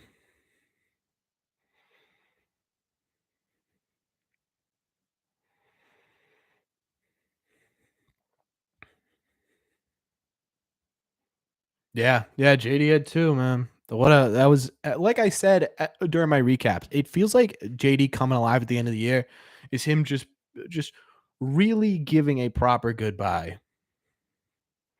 Really being like, listen, I'm gonna give it all for the Red Sox these last couple of weeks because the fans have always been behind me and stuff like that. It really did feel like that. And it does feel like that. And it's bittersweet.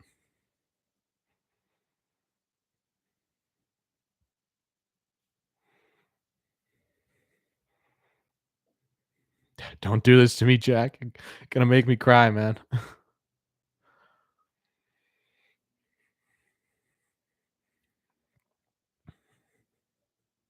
Reslam, I love it. I love that. To cap it off. Did their JetBlue Stadium survive? Everything got all the walls, like the outfield walls got torn down, like the padding got torn down. Other than that, it looked pretty okay.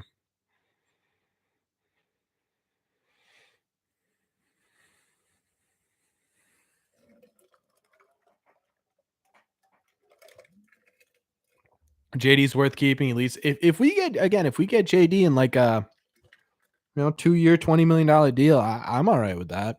I just don't think it's what he wants. What he wants is a 4-year deal to finish out with the team. And I don't think the Red Sox can give it to him, and it's unfortunate. I think there's a team out there that will, though.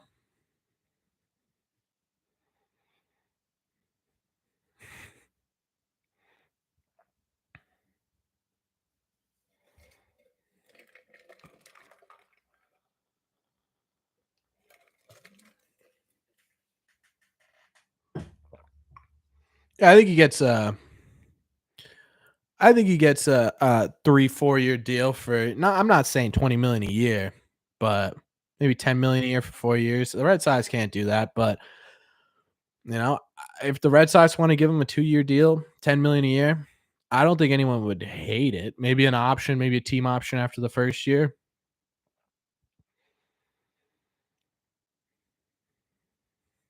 Matty backpacks to finish out the gear, like it. Amante with a 4-run tank, that'd be wild.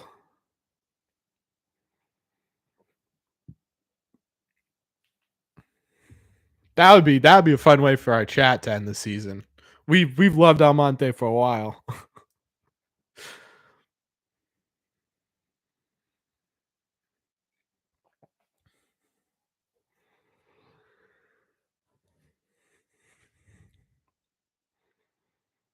This is yeah, this is the end of an era, chat. Thank you, Jack. I appreciate it. I appreciate it. Yeah, I didn't want to do anything too that's strike three, yeah. I didn't want to do anything too crazy, right? I didn't want to put a giant red seat with Red Sea Radio all over it because I kind of hate when I've never been a guy. I do buy merch from people. I mean, this is a Section 10 merch. Um, but yeah, I want to do something pretty simple. I like when creators make something that's not too like they didn't want my name plastered on the sleeves or anything crazy like that. Yeah, exactly. Inspired by Dior. Yeah, fully. Bogarts is leaving the stadium. Yeah, he's gonna go home. He's gonna get some rest. He's gonna sign a big ass contract tomorrow with the Red Sox. You're right. What about a shirt with your face on the front? Oof, that would be rough.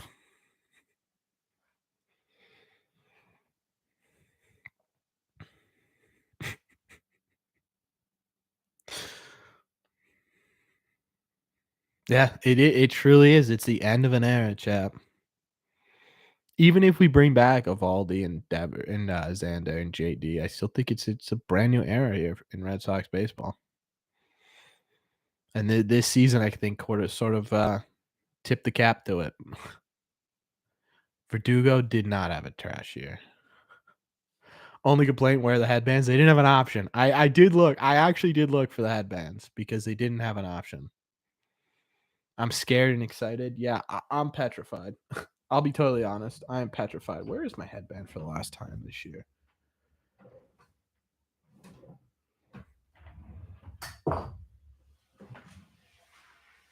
All right, chat. For the last time this year, thongs, a little bit out of our demographic, I think. Still last place team. That would be correct, Eric. Yes. Thank you. Do we need to be negative all the time, Eric? Eric, I want you to say one thing positive. One thing. You too, shooter. You said nothing but negative stuff all year. For the last time this season, chat, the top of the ninth, the headband is coming on.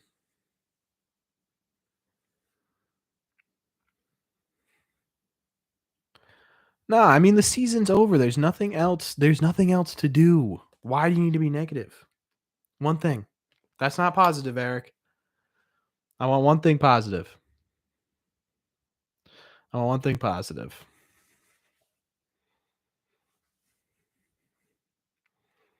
I'm not saying, oh my God, shooter.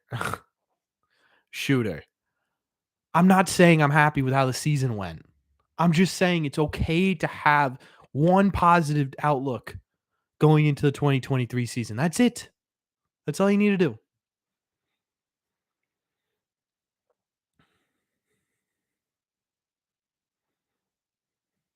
Barnes has rebounded. That's it, right? That's all I needed. Eric, thank you. Right? Just Stone, yeah, yeah. Okay, yes, but the season is now over, Eric. Yeah. It's I don't know what OOTP is, Daniel. What is the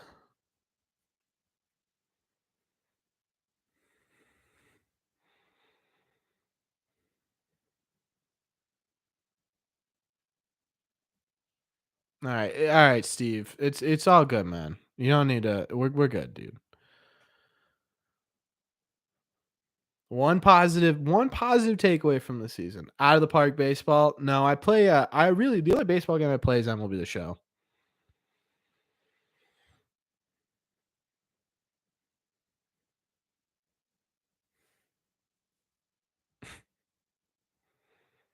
It's a game when you manage GM a baseball team. I've seen it. Yeah, I know what you're talking about. I can't get into another baseball game. I'm too into MLB The Show. I will have no free time.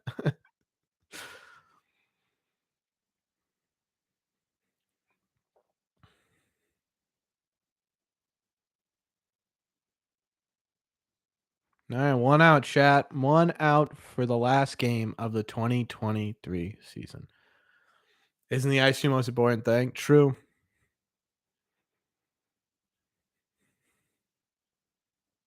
Turn into a debate channel. It's all right. It's you know what? I enjoy the different perspectives and I enjoy the debate. I really do. It's part of being a Red Sox sports fan or Boston sports fan because there's such a broad fan base. They're going to be disagreeing opinions. It's part of Chad. It's good to hear different perspectives.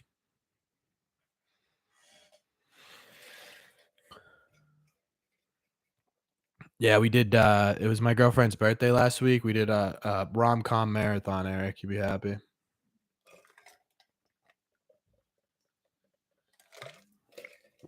Shooter, come on, man.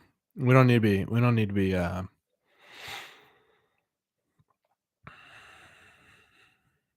Barnes last year, great first half, bad second half. This year, bad first half, good second half. Next year, good first half, good second half. Well, the math works for me.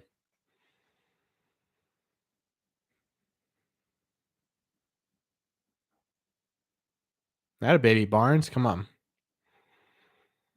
I wonder if perfect catch, great rom com. I tried to get her to watch Fever Pitch. Wasn't into that. We got yeah, we did. We did a lot of rom com movies. Actually, it's pretty funny though. I'll give it to her. It wasn't like the super sappy. It was a rom com marathon.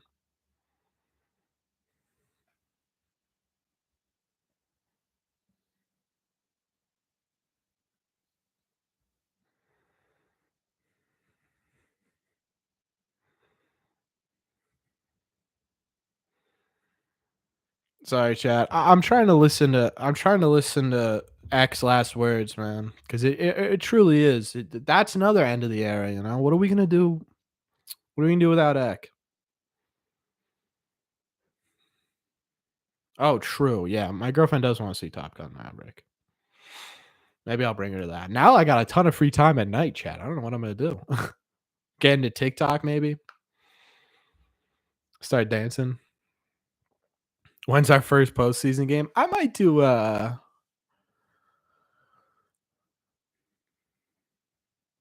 maybe I'll do. Maybe we'll do a World Series game or two.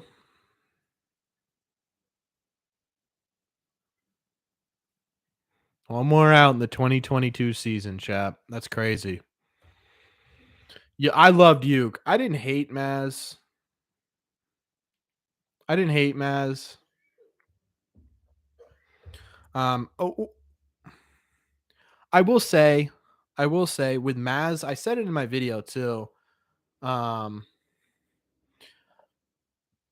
I will say with Maz, one thing that we've been privileged with for a long time is having that perspective from a past player, and you kind of lose that with Maz. He loves the Red Sox. He knows a lot about the Red Sox, and that's great.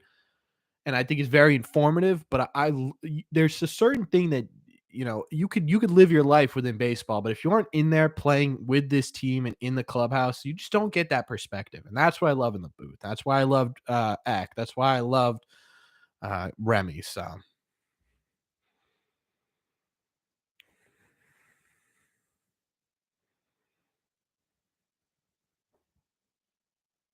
Draw. Yes, sir. There it is, ladies and gentlemen. Ladies and gentlemen, the Boston Red Sox have finished their 2013 or 2022. I don't know why I said 2013. 2022 MLB campaign. The season of pain is officially over. Both happy and sad at the same time. I'm happy because we no longer have to sit through the 2022 season, but I'm sad because we're not going to have any of these until 2023. So we're losing Eck. The future's so unclear, but hey, it is what it is, right? And the Red Sox got to win. We finished the year positive, chat. We did. We finished the year positive. Um, I want to say thank you to everyone here, whether you don't like me, whether you do like me, whether you agree with me, whether you don't agree with me. All of your support has meant the world to me on these live streams this year. I didn't think anyone was going to show up to these, so I'm super happy that you guys have supported the channel the way you have. I we're gonna have the video out tomorrow. It'll be the last one of the year in terms of recaps. Obviously, we'll keep doing regular content. There'll be at least 3 or 4 videos a week. Um, either way, thank you guys so much. If you guys do want to help support us, go ahead, check out the store. So if there's anything you like, make sure you guys hit that buy button. It would mean a lot to me. Again, link is on my YouTube page, and I'll put it one more time in here just in case you guys want to check it out on your way out. If you haven't subbed yet, make sure you guys hit that sub button. It would help out a ton. Plus, you made it a whole live stream. You might as well. Yeah, I don't know what else to say, Chad. It feels like a funeral, and this is a lot of big things are coming to the Boston Red Sox this year. Hopefully all good. But thank you guys, and we'll figure out a live stream thing at some point this year. But yeah, for the last one, you know what, Iman? I like that idea. For the last one, chat, I will see you in the red seat. Buenas noches, amigos.